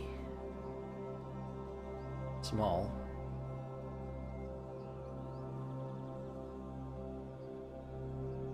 What is this a statue of? Kind of looks like a helmeted person, but kind of vague at the same time. Kind of works. That's a little too big. Get down a little. We have a lot more space here, so we don't need to be concerned about it sticking out too much. Let's put it there. I'm also, because there is more space, we might want to imply a higher ceiling here, so I'm going to mark this as above walls to make it appear taller. Could do this with this Reaper one as well, I suppose.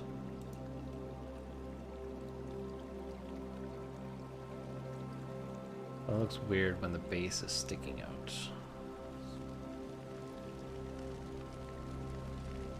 Just get overlap. Yeah, I think, well, I kind of don't like that the scythe is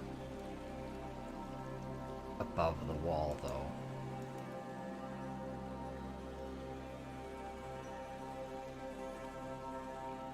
Can't really see the scythe when the statue is like this, which is kind of fine, actually. Just a hooded skeleton. Just a hooded figure, really, because you can't make out the skull too well anyway. Kind of can. Not too well. This could just be a hooded figure. Works out fine. Now this statue is very, very bright. Want to blue this one up as well, a little bit. Get not quite as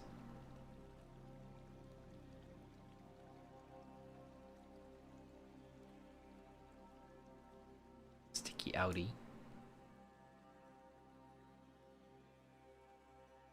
Darken it a little bit. I think that'll do.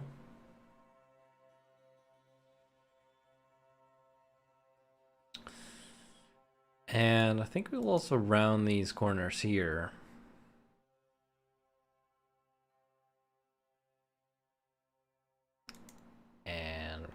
change back.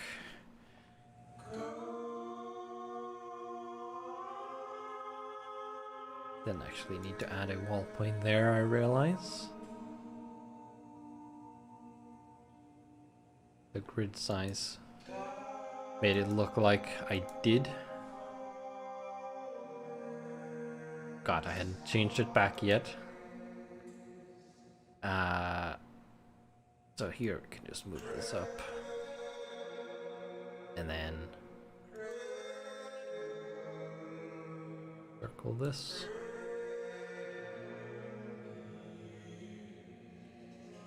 There we go. Leads pretty nicely into this statue alcove. I'm not sure if there's anything else we could put in here.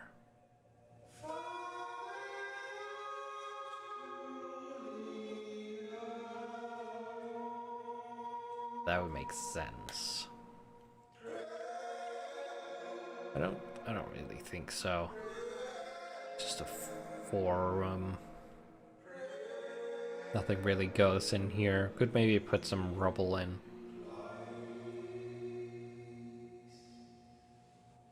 But not much else. We have some rocks.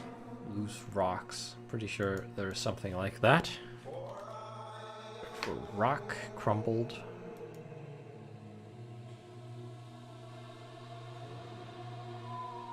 Good work.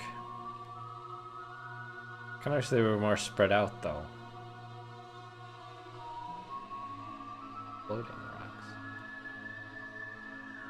Lava rock? No, I don't think so. These are better. Community outdoor. Spread out.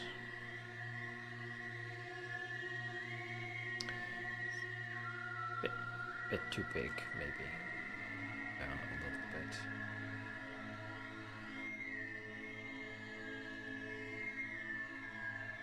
I want it to look a little crumbled, but not too crumbled. Because it's not brand new. So it should be, if it's pretty old, then some rocks will have started to come loose from maybe tremors or something. Shake the ceiling, cause some bits and pieces to fall here and there, but not enough to cause too many collapses, unlike in here. We don't want it to look like that everywhere.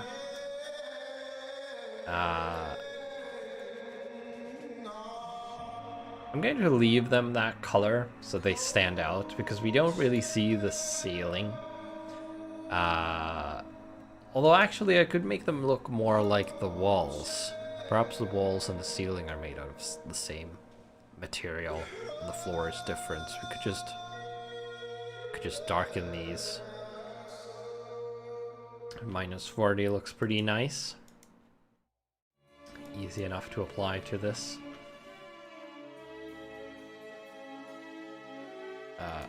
Probably want to repeat this so it's not the exact same orientation as that one. Now that I've done that, I can duplicate this, put a little over here, hide most of them in the wall so it get a little few crumbly rocks there. Get some in a corner here.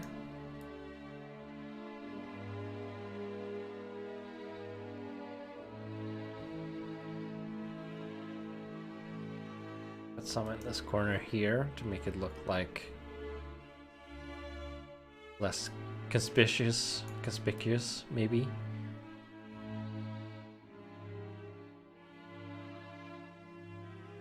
And I think that's this part done. For now, at least. Might come back and refine things later if we think of something.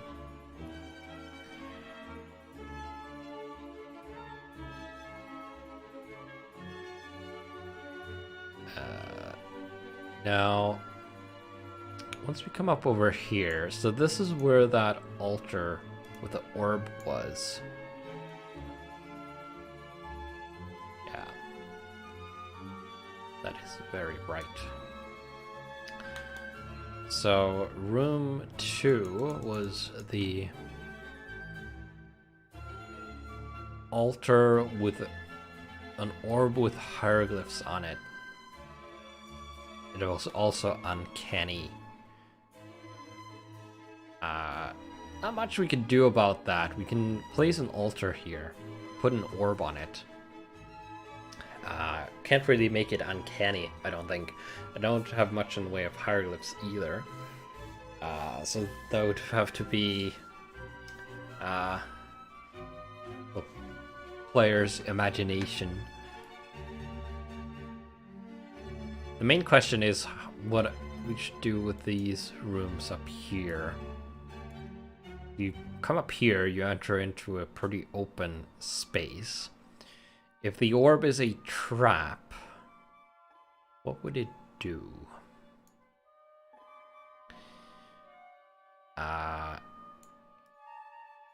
Also should figure out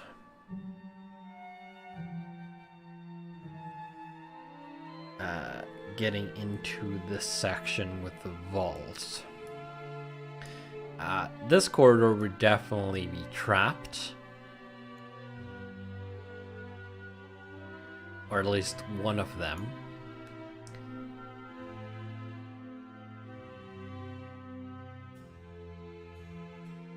If I was building a dungeon, I would make it so that you had one of these corridors is safe, but hidden, and the other is obvious but trapped. So if some grave robbers were to come, or some thieves were to come down here, the vault is in the grave. Well, actually, I guess this doesn't have to be. It could be a catacomb here, or a tomb for some high priests or priestess, perhaps. Some description, a high priest of whatever this cathedral was. Monastery. Oh, it's a monastery, not a cathedral. But it could be a high-profile person having been buried here, and been buried with a bunch of stuff. Could be a very important figure, so important that their remains had to be hidden away, maybe with some important artifacts. But yeah, so you could have it so that if you block off here and here,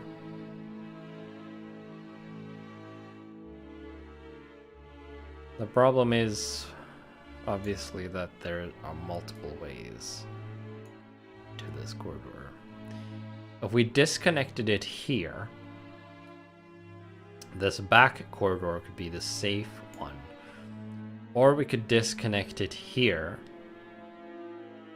So you'd have to find this door here, which is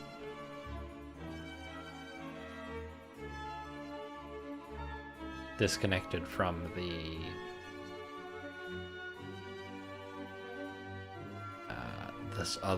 separated from this other corridors. It's not as obvious. You have to kind of go around to find this entrance. We have a little room here with one of the curtains in it. Maybe this is some kind of ritual room with some kind of pedestal in the middle. So you have a curtain here for people to go behind.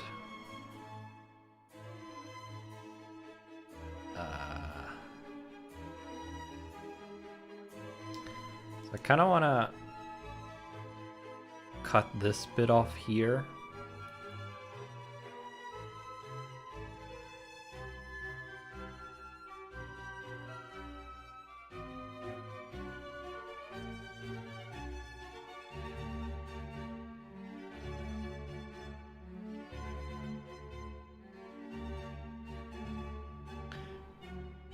And then I would have this connect to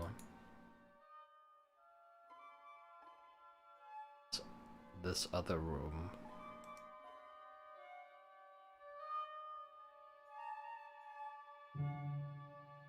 Bring down the grid size again.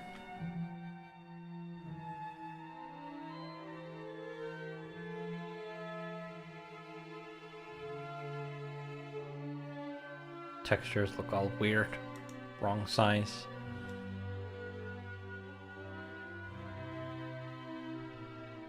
Showing those up. There's a door here as well. I don't know if these, having these two doors right next to each other serves any particular purpose.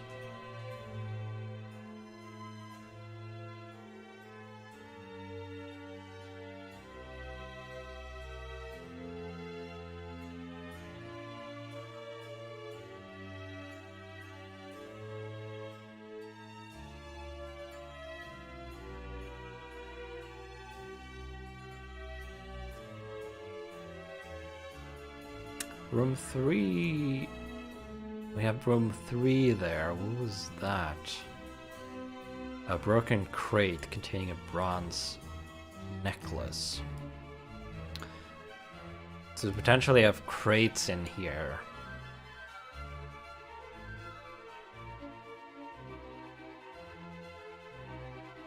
But I don't know why there would be crates in there. Number 4 there also has boxes in it.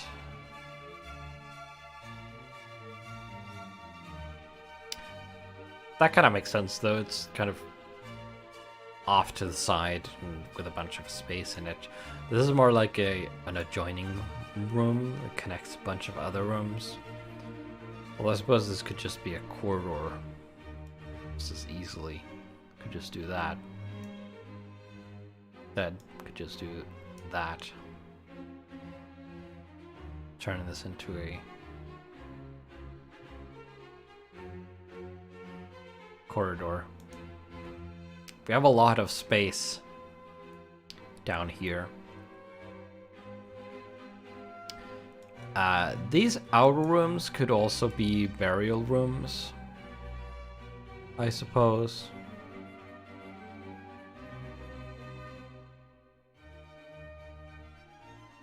In which case I would probably remove this door and then have this door behind the curtain lead to the vault through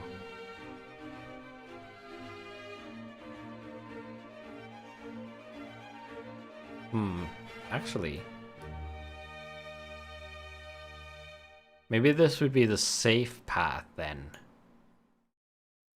If we disconnected this here,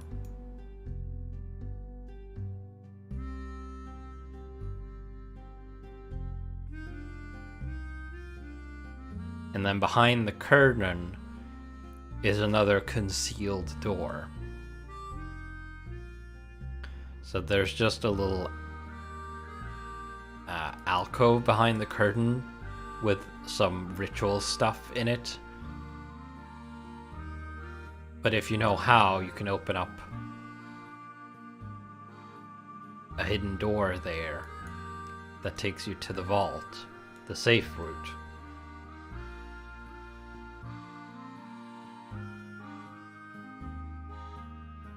But if you don't know how, then you might find this corridor, which also does lead to the vault, but the corridor is trapped. That corridor might also have those guard statues talked about earlier. So we're gonna connect this up like here. So this is a little alcove. And there will be a hidden door here. Concealed wall here that is, or a hidden wall that is not supposed to be hidden. And then we can remove these wall points here.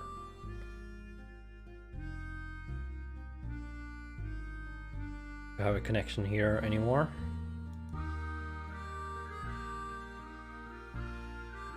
Oh. Whoops.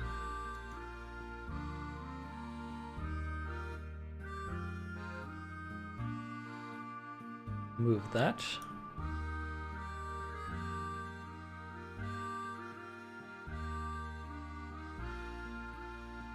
Okay.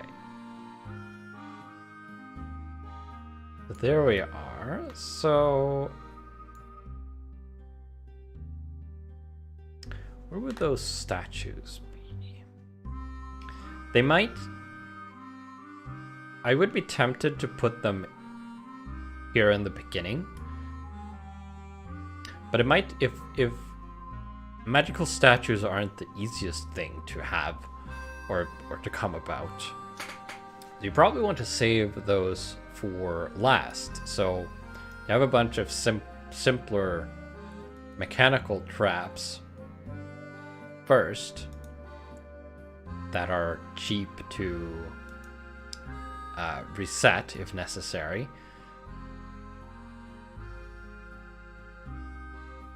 And then you have more magical traps further along, and then finally the two animated statues at the end. So if someone really formidable turns up and breaks in, or rather if someone less competent breaks in, they don't get through the simpler cheap traps, rather but so you want to save the fancy animated statues for someone more skilled who can get past the cheap traps first, and then encounter the two angry statues.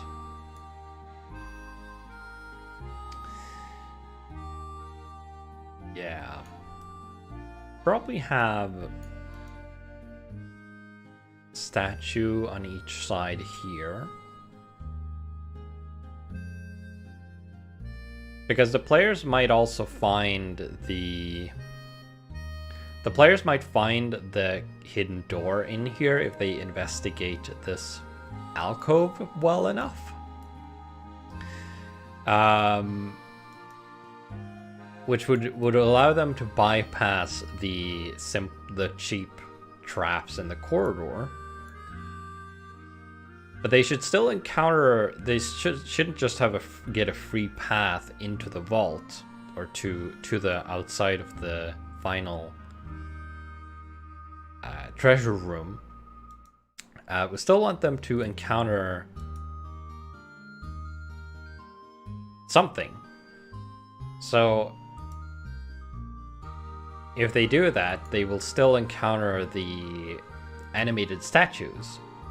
And the animated statues will be programmed such that they will only let staff, or rather members probably is the right word, of the monastery through. So when a bunch of unknown, well, to the statue at least, unknown adventurers stumble in here, the statues will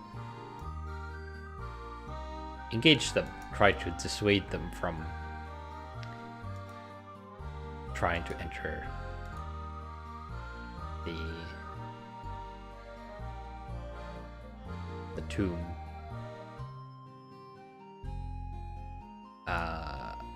And by dissuade, I mean they will try to dissuade them with swords. They probably wouldn't talk or anything. Although they might. That would be the DM's choice how the statues engage the players. Certainly possible that some statues could give a verbal warning first to not proceed, and then threaten with sword stabs.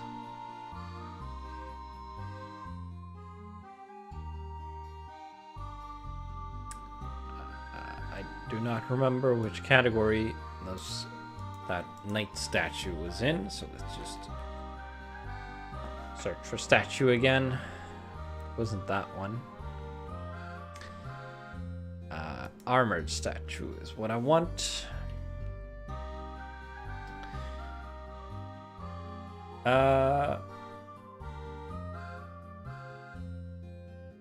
Let's shrink them down a little bit and then have one facing one way.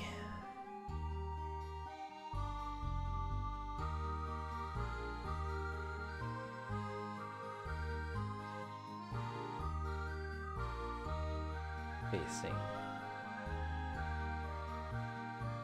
the opposite way, like that.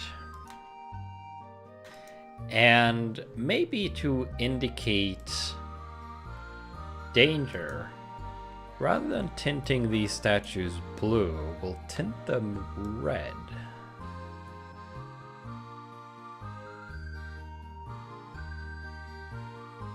And of course that doesn't really do anything, so let's turn on colorize again.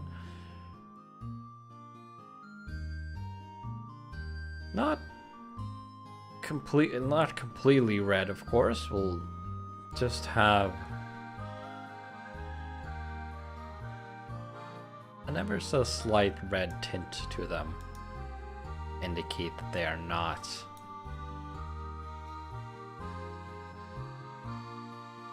perhaps not something to be treated lightly,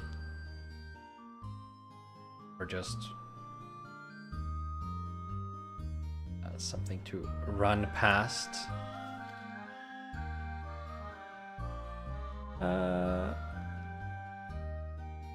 Kind of want them to be further in, but I don't like that they are I don't want them to be too hidden, but I also don't want them to be above walls because I don't want them to appear too big, because these should be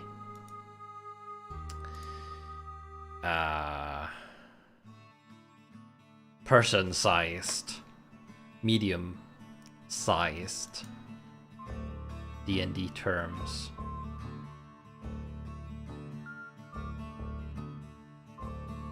What I might do instead is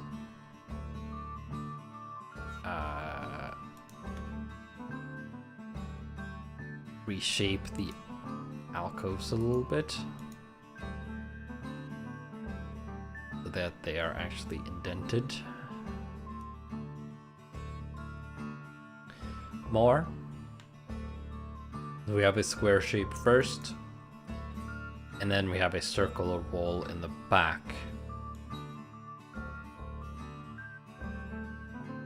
I almost said to square the room or square the alcove off, but it's actually the opposite of that.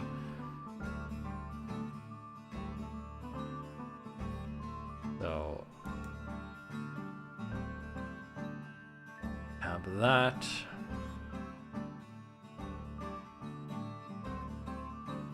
Now, I'm not entirely sure about this. So it would have the wall go back on itself a little bit, which should be avoided generally, but I think we have enough tolerance here to get away with it. Not too much.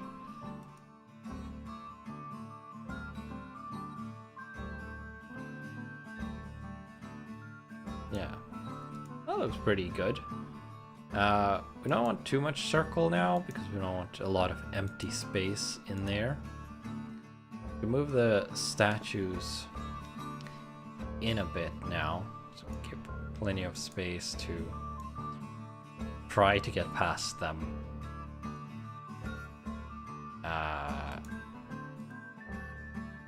Take you a little bit. There we go.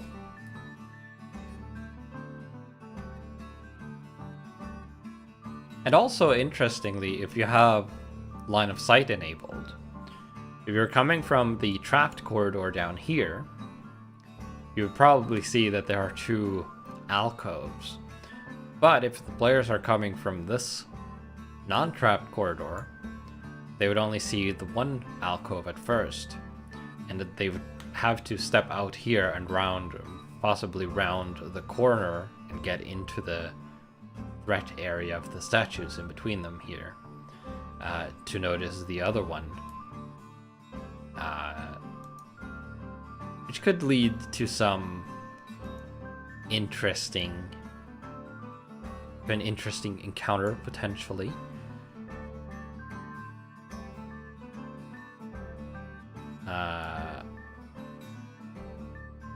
And I would probably have, if the players try to step into this space in between the statues here, they would basically be scanned and warned to not proceed, or just straight up attacked, depending.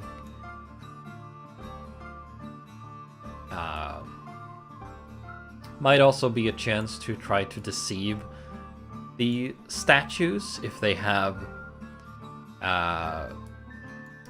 maybe in this alcove there are documents that they could find out some information about the monastery and what order stayed here.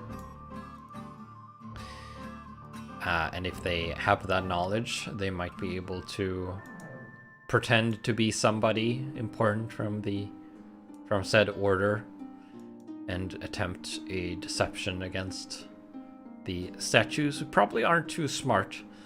So if you claim to be someone you're not and act confident about it, maybe they would believe you. They don't actually have facial recognition, so to speak.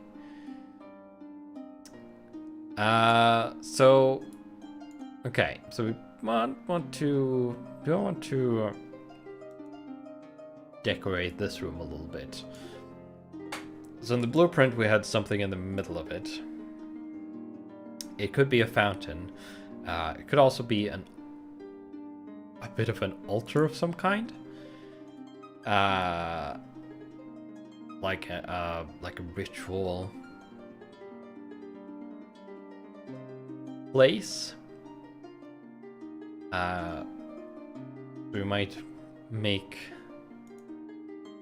take the brush tool, copy the floor texture,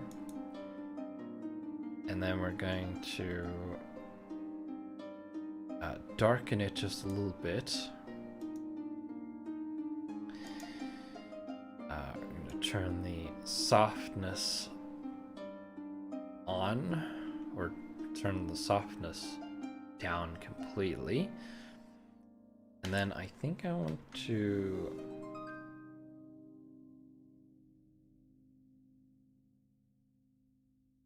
if you hold shift and control, it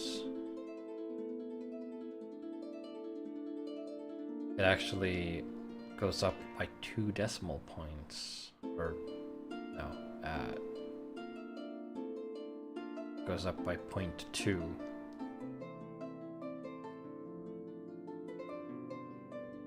Press up and down in the text field, it goes up by 1 or down.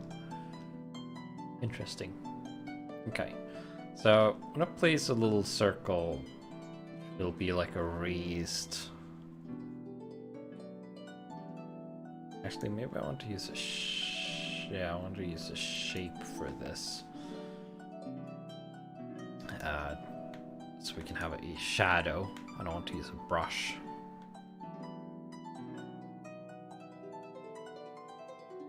Guess I don't need to darken this as much then either, because of a shadow. Turn on outer shadow, and then we will...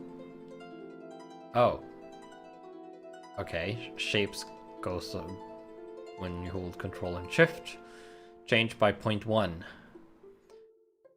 That's a bit inconsistent. But okay.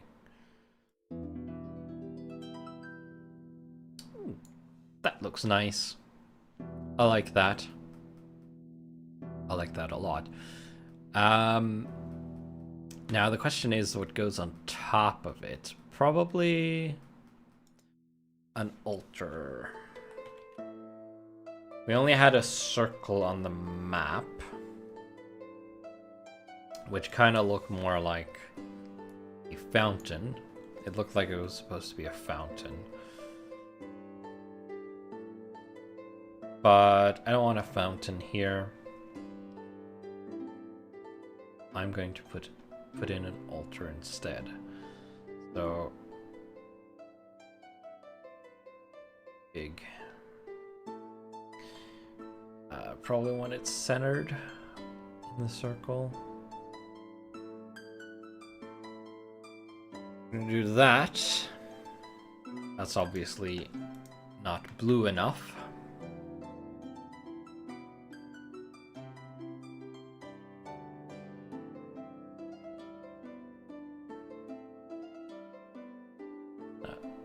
Just make it a little blue, very subtle, but nice.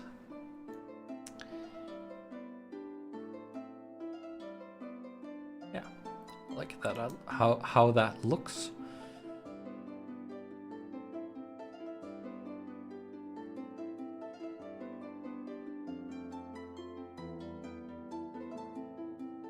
Now we are going to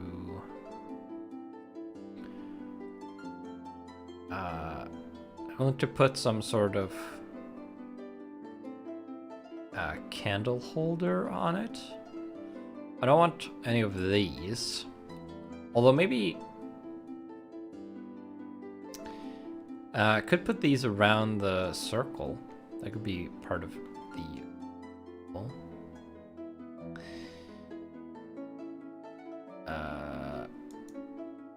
put some single candles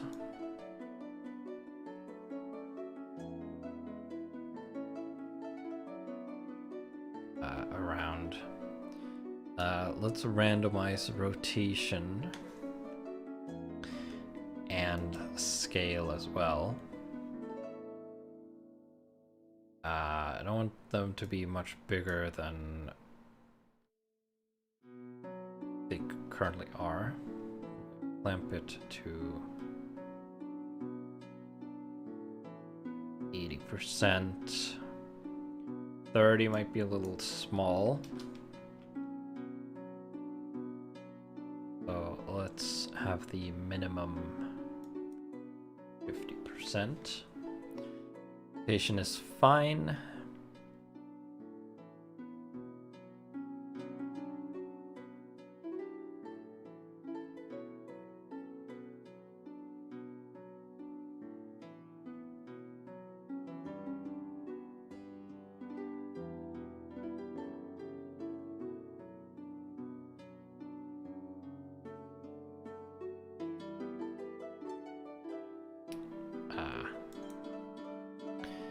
Those might be a little big anyway, so I think I'm going to scale down some of these. Some huge candles.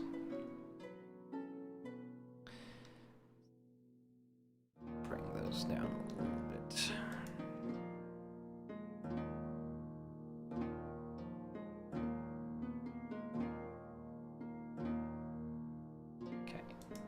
There we go. Hmm.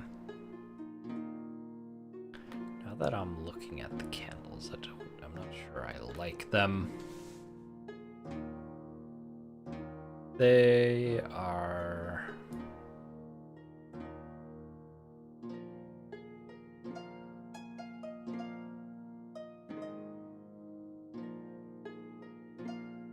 look weird. No, I don't think I like the candles. Might put 2 on the altar instead.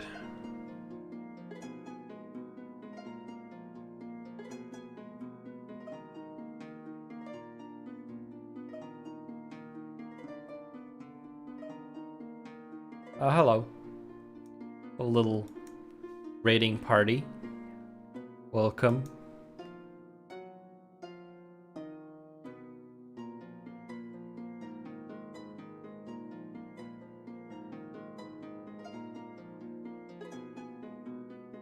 Yeah, I think that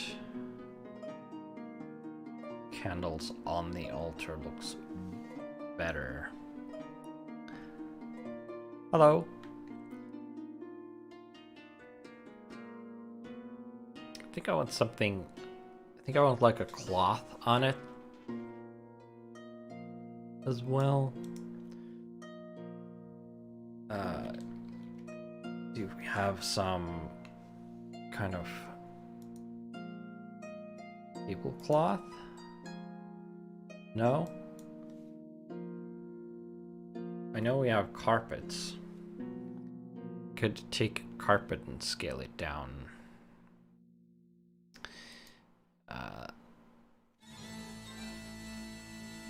This long carpet would work.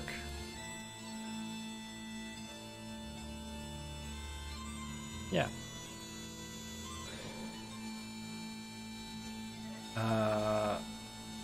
Scale it down, obviously. What? Oh. It doesn't get any smaller than that, but it's just enough.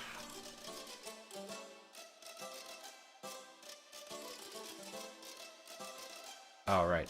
Add random rotation and scale on. But that's fine.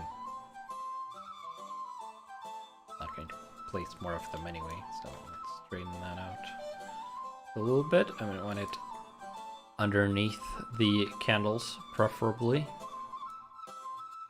but on the altar. And I don't want it quite that color, so I'm going to very brown. We're gonna have to colorize it. Ah, that's not very nice. Don't want to change the alpha of it.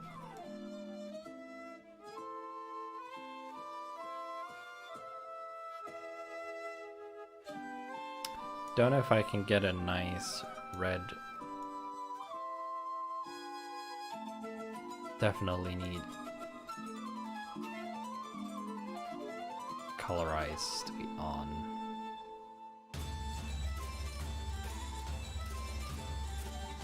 Just give it a slightly more red tint.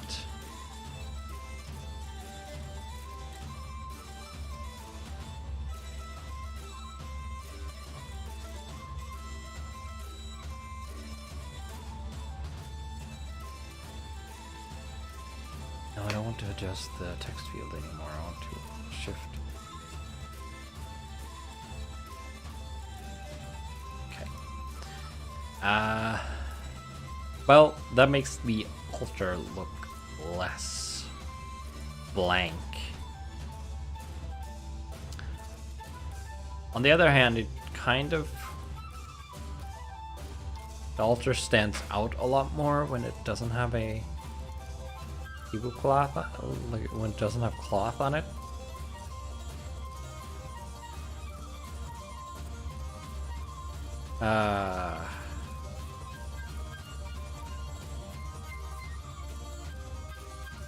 I'm not sure which I like best, actually. Might actually look slightly better without the...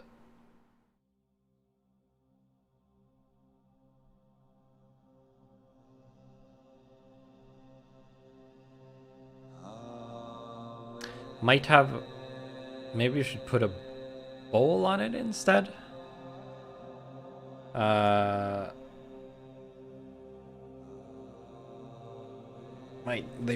Part of the ritual might be burning something in the bowl. Oh, we have bowls.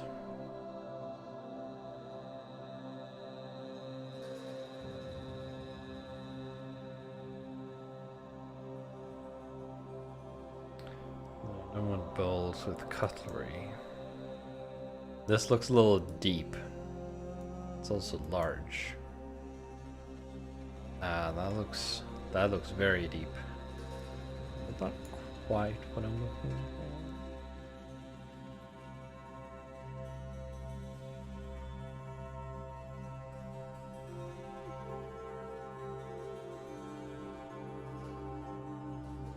But we have a plate. That could work.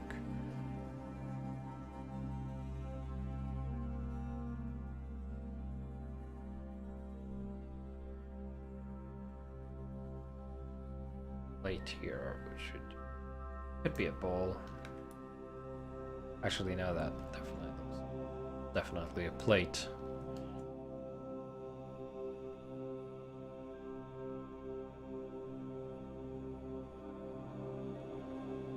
But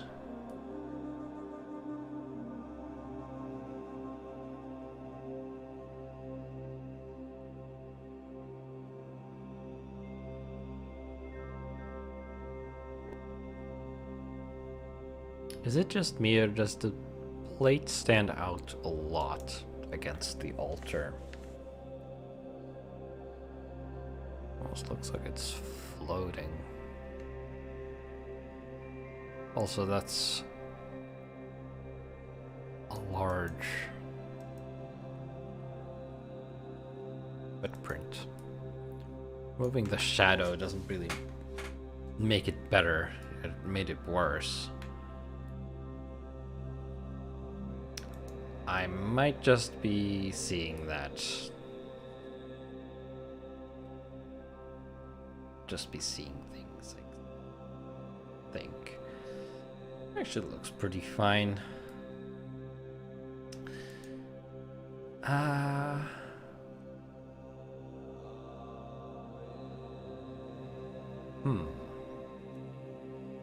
Could I use another brush? If I make another square brush.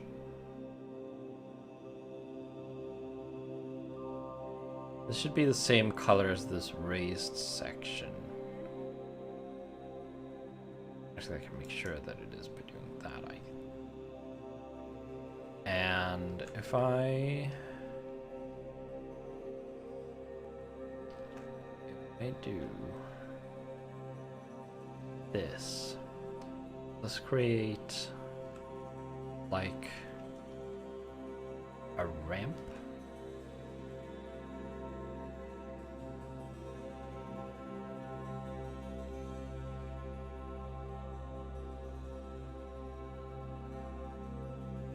Yeah, that looks like a ramp.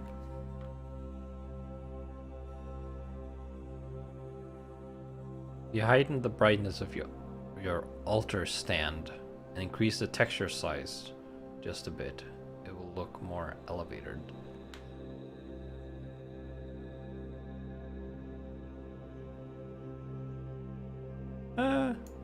Yeah, I could do that. I think it looks pretty elevated as it is. I could increase the texture size a little bit, I suppose.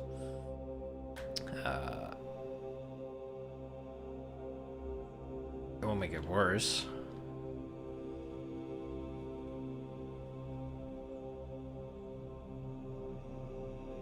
Change was that? Out.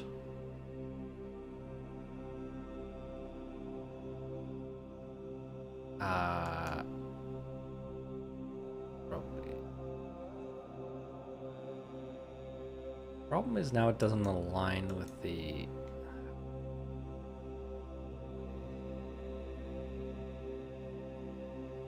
installed ramp, and if I increase the texture size of that, that is not going to. No, I can't do the ramp. That needs to connect to the floor. Doesn't it? Looks really weird. That kind of works. Now, the ramp doesn't connect to the circle texture, of course. But it's subtle enough that it doesn't really... that it doesn't make it stand out, at least. Probably because they are the same color. When the ramp didn't connect to the lower floor, because they are different colors, created a sharp edge. But that should be fine. Yeah, I think that looks pretty good. I was just seeing the plate stand out really majorly just after I placed it for some reason. Now inside of this little alcove, we want a curtain covering it. We'll deal with that in a little bit. I probably want a little table in here with some things like incense and maybe... Is there a... Well, first let's find a table.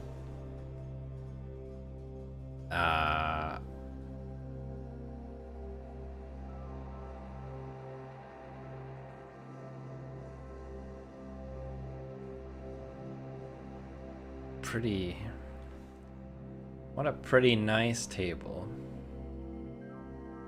But I want it narrow, so I'm going to use a 2x1 table and then shrink it down to fit in a tile so that it doesn't take up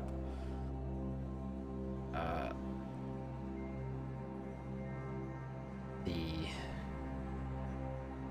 entire alcove. That's pretty good. So basically there would be a secret door here that would probably swing inwards into the corridor. You can't swing out and have stuff in this alcove. So they would find the release mechanism in this corner somewhere, where the table is. Actually, that might be a reason to have the table on this side. If the door opens here, and you would take the shorter path inside there. Yeah, that makes more sense, I think. So now we need to find some stuff to put on this table. Could put a skull on it. Is that a skull with a sprout growing out of it? Is that a skull with hair? Skull with a ponytail on top of its head. Skulls without anything.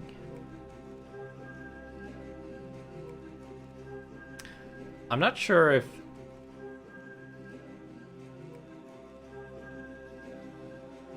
could go two routes here. Either the order that were in this monastery were evil and did evil rituals, or they were just a benign order that did regular monastic order things.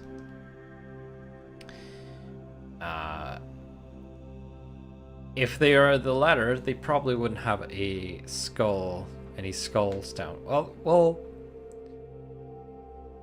No, that could be part of the ritual anyway. Having skulls doesn't necessarily mean you're evil, I suppose.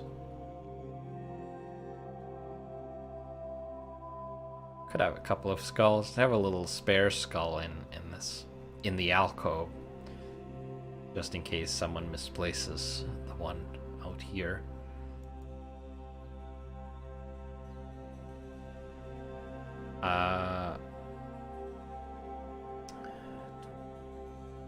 Torture table. So want some kind of bowl of incense, maybe.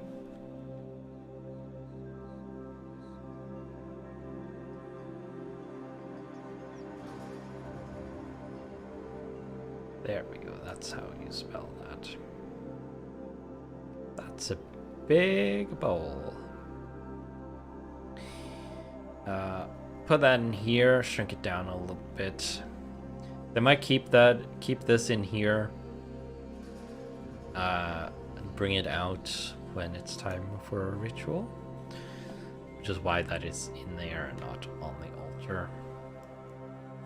Maybe they took it in here to replace the incense. Yeah, that would be a reason they would take it in there to replace the burnt incense with.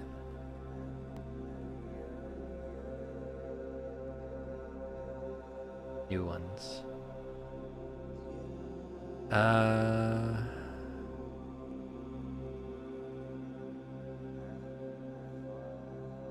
Something else that could be in there.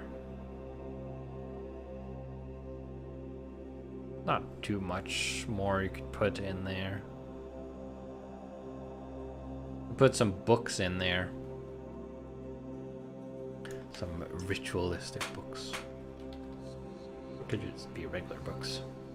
It could also be where the information, some of the information the players could find about what the order is and what they do, and who's who in the order.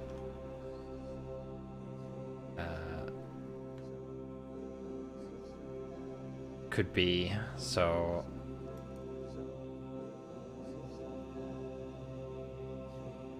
Put an open book here.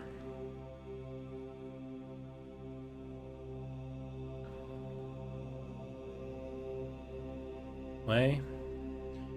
Skull's reading it.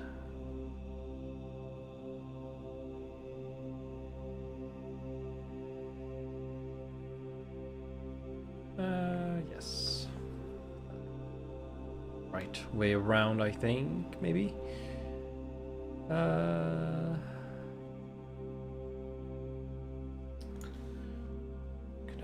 Could have closed book standing back.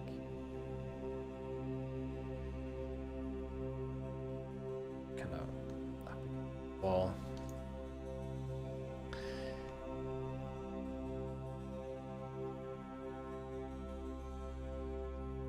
Yeah. I think that will do for that. And then could have some coins or something on this altar as well. Not sure if that's could be part of the ritual or it could just be something someone left at some point. Just randomly, maybe left for the dead.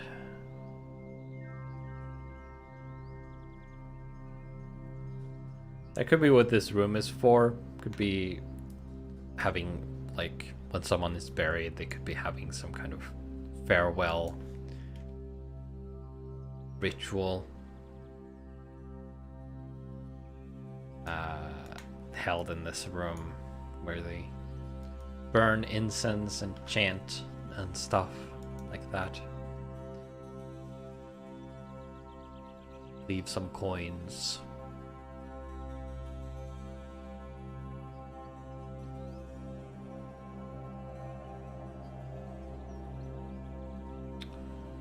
Okay.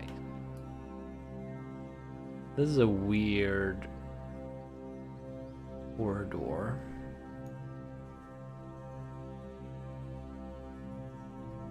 A little tempted to connect them here, But at the same time, I'm not sure I want to change it.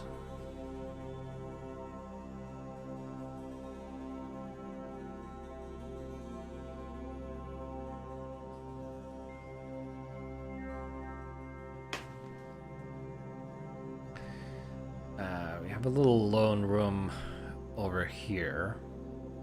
These would probably be more burial rooms. And these rooms here, this had boxes in it according to the map text. So these two might be storage rooms. Nothing too special about them.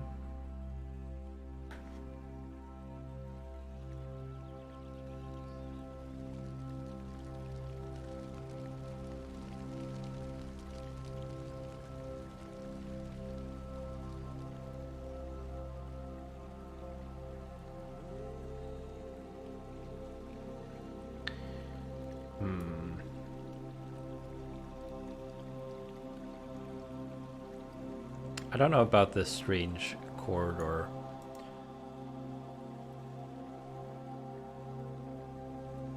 I could just make more sense. I could remove this little section, just connect this room straight onto here, and just have this corridor basically extend down to here.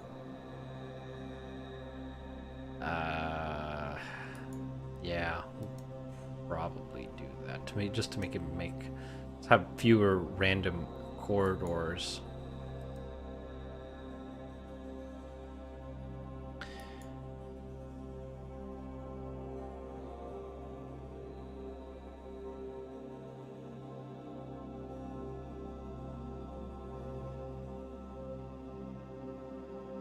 Hello.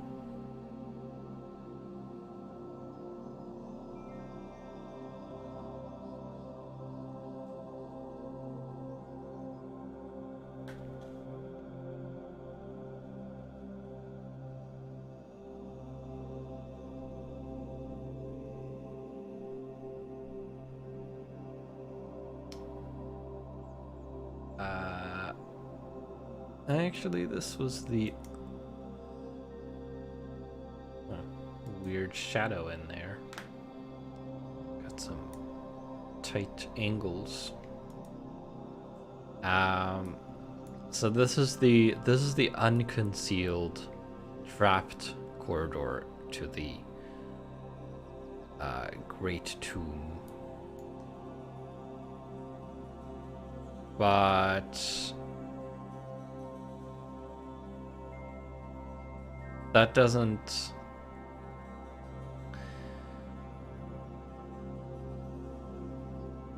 necessarily mean that it's open. So I'm not sure if there should be a door blocking the way into it. That would definitely be locked. Players would have to find their way past first before countering the traps. And it would make sense. You don't want to have someone accidentally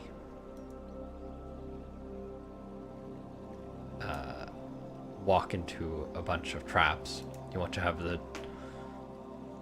corridor blocked off and locked. Prevent accidents.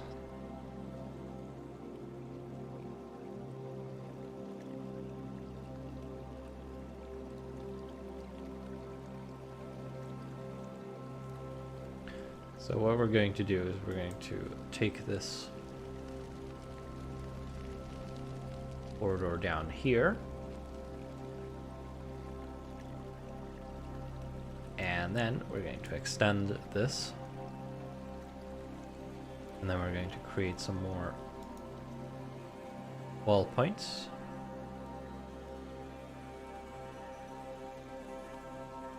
Going to throw them around.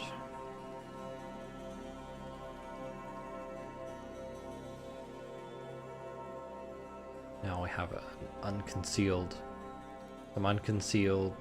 or some hidden walls. Oh, I don't know why I said unconcealed. That's not a thing. Is at least. Create another one.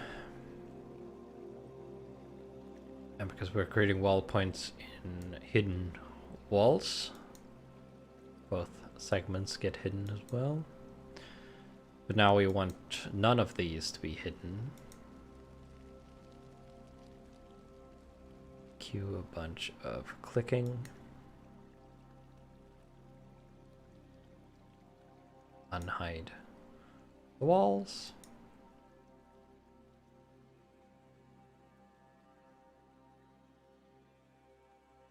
There. And then there will be a door here that is going to be locked. Let's actually start placing a few doors. We certainly don't want any cyberpunk doors.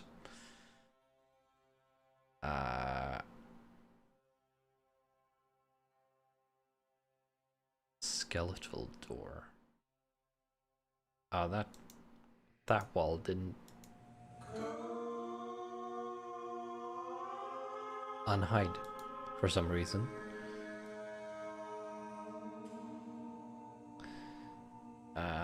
Skeletal doors. What?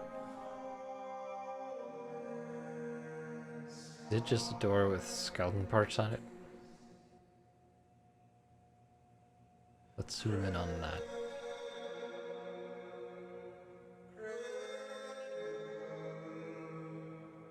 Can't really tell. It looks like that's an odd shape, but I don't see anything that looks particularly skeleton-y.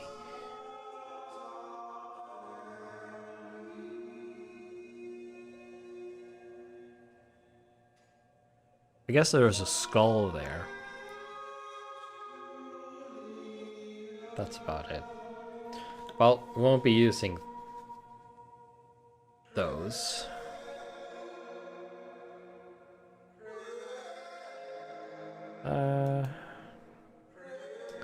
Kind of like the dungeon door.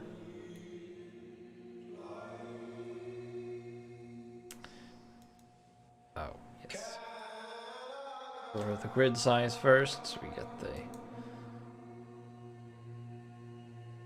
doors in the right sizes.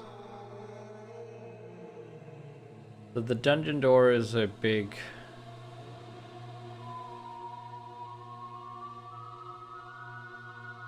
stone looking door.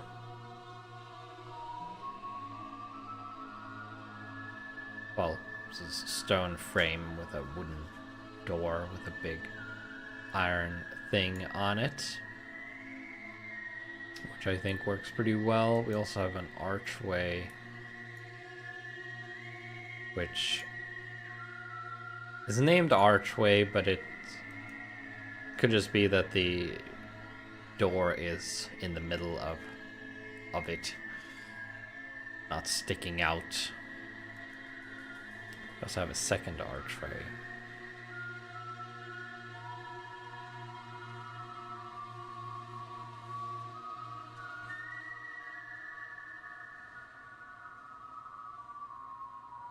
That's wider. Okay. Pull back a little bit. It's a little extreme. I kind of like the dungeon doors, really.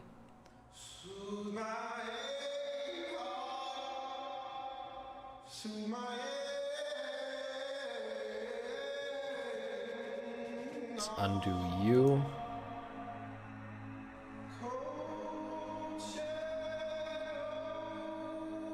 We could just put some archways in here and there as well. We don't need to have doors everywhere necessarily.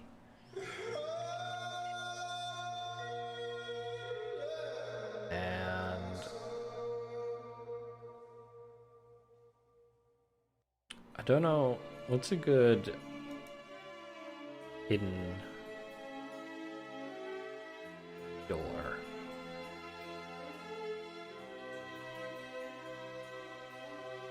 I kind of wish there was a like half a door.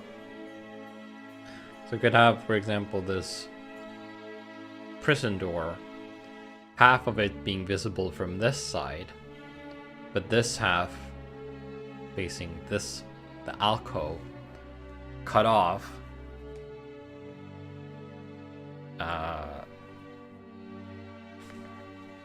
So if the players are on this side, they only see a wall. But if you come from this side, you can see that there is a door here. Now, of course, if I place this here, that is ugly. I don't want that. And mark it as concealed, it is going to be hidden from the players anyway. But I think that would be more interesting if someone comes from this side, they can see the door, because it would probably. Some secret doors are invisible from one side, but you can see that it's a door from the other side. I'm just going to place this white box door there, because it's going to be hidden anyway. So it doesn't really matter.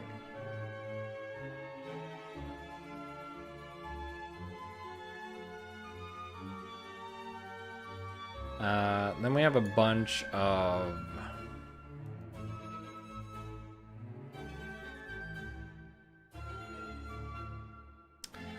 I'm just going to place some passages here and there. Although I imagine in a place like this, you might not want it to be open everywhere, because you might get a lot of air moving around, creating drafts, maybe. I'm not a expert on dungeons, obviously, or catacombs. This here is also going to be a concealed door, which is probably only going to this is probably going to be the only hidden away key. And I feel like we can hide one of them, because the players will find 2 other keys, and then they will find if they don't find this key, they will find the final door with 3 keyholes in it, and they will know there's a key missing. And if they have searched the entire, all of the catacombs, then they would know that there is probably it's hidden somewhere. There might be a secret room that they haven't found. I'm gonna put archways here. So like I said, it's kind of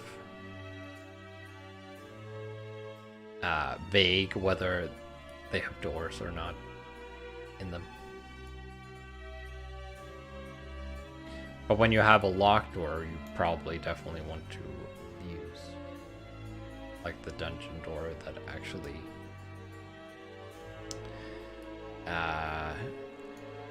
shows that there is a door inside. Which, speaking of that, actually you might want, maybe these would be locked, and only the family that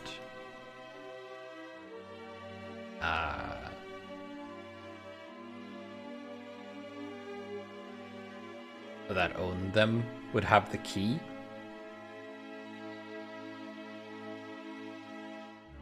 Oh, or probably the monks would be able to get in as well for maintenance and cleaning purposes. But yeah, we'll place proper doors here so that these can be locked.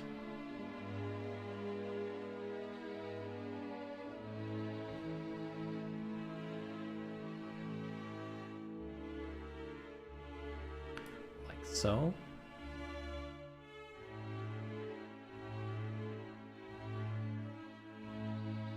Archway there.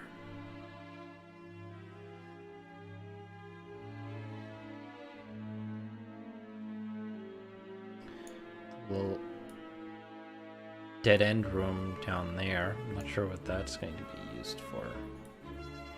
That didn't have a number, did it? It did. No, it didn't. This would probably be some kind of storage room. Might have some kind of embalming room somewhere as well, perhaps. With like a table and some embalming tools. I don't know what those would be, but probably something. Let's put some archways.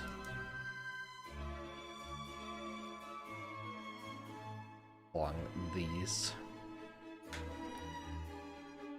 I think they kind of look nice next to each other.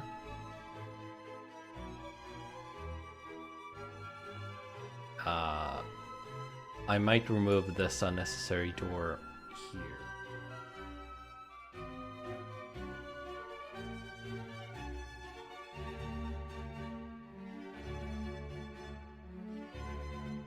And the editor is frozen.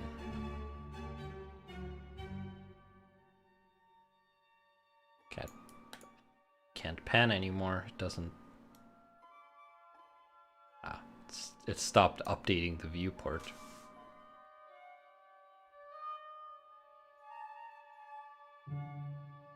Well, save and reload.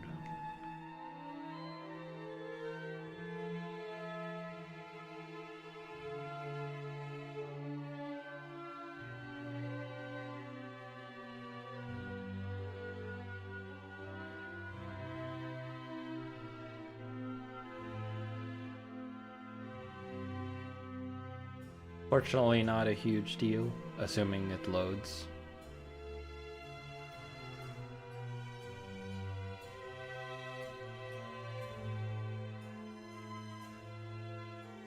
There we go.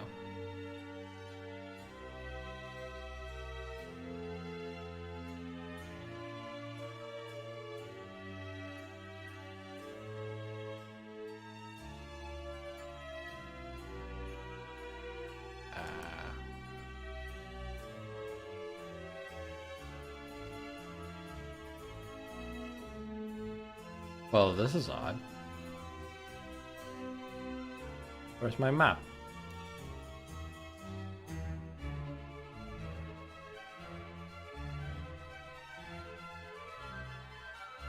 Oh, here it is. You just put the camera somewhere to the right of the map.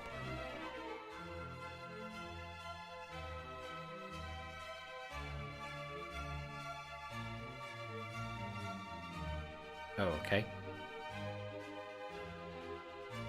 Didn't place the middle archway for some reason.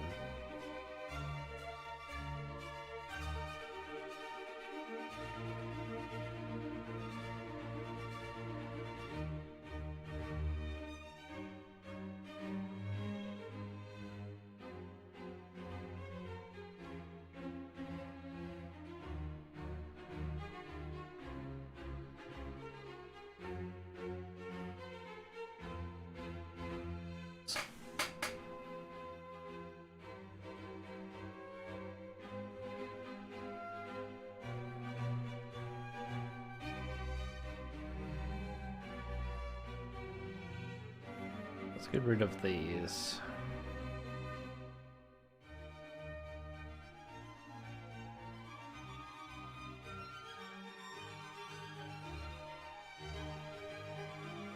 I don't think this connection is super necessary.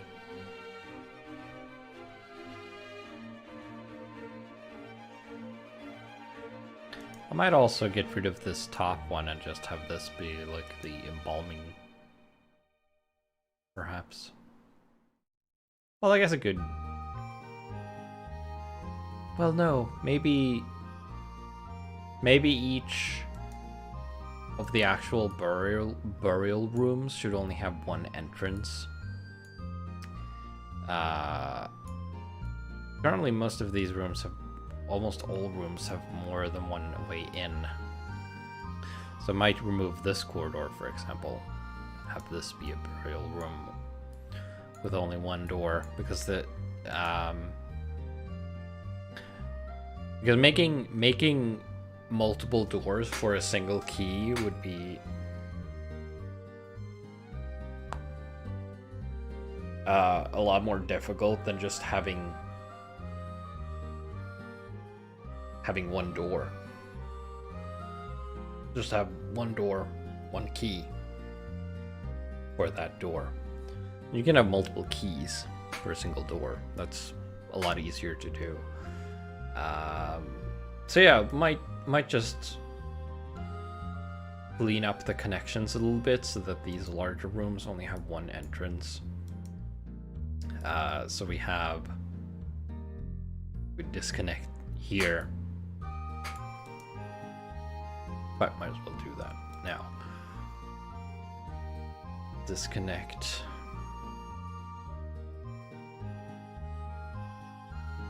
These ones. Just have this corridor go into this storage room or whatever. Could also be the embalming room.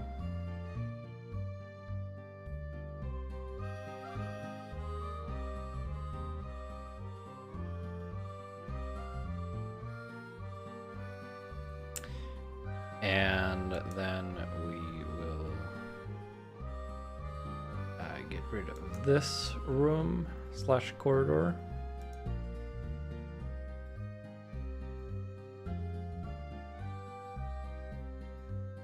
Straighten this wall out. Might make this room bigger if need be to fit our cough guy in. Could also be empty, I suppose. Could be could have been left for future burials. Not sure if they would have used up all of the space, or maybe that's why it's abandoned, because they ran out of space and couldn't expand anymore.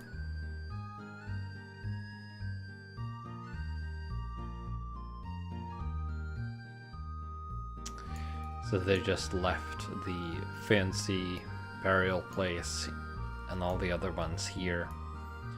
The other sarcophagi.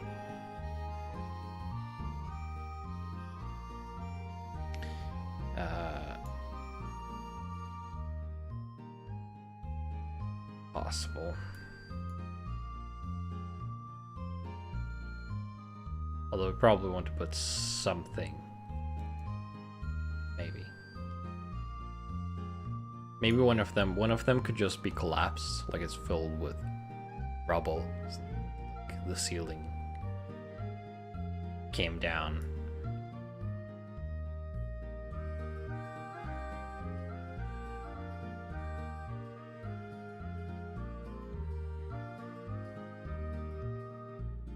Where's that shadow coming from? Is that just this? Oh yeah.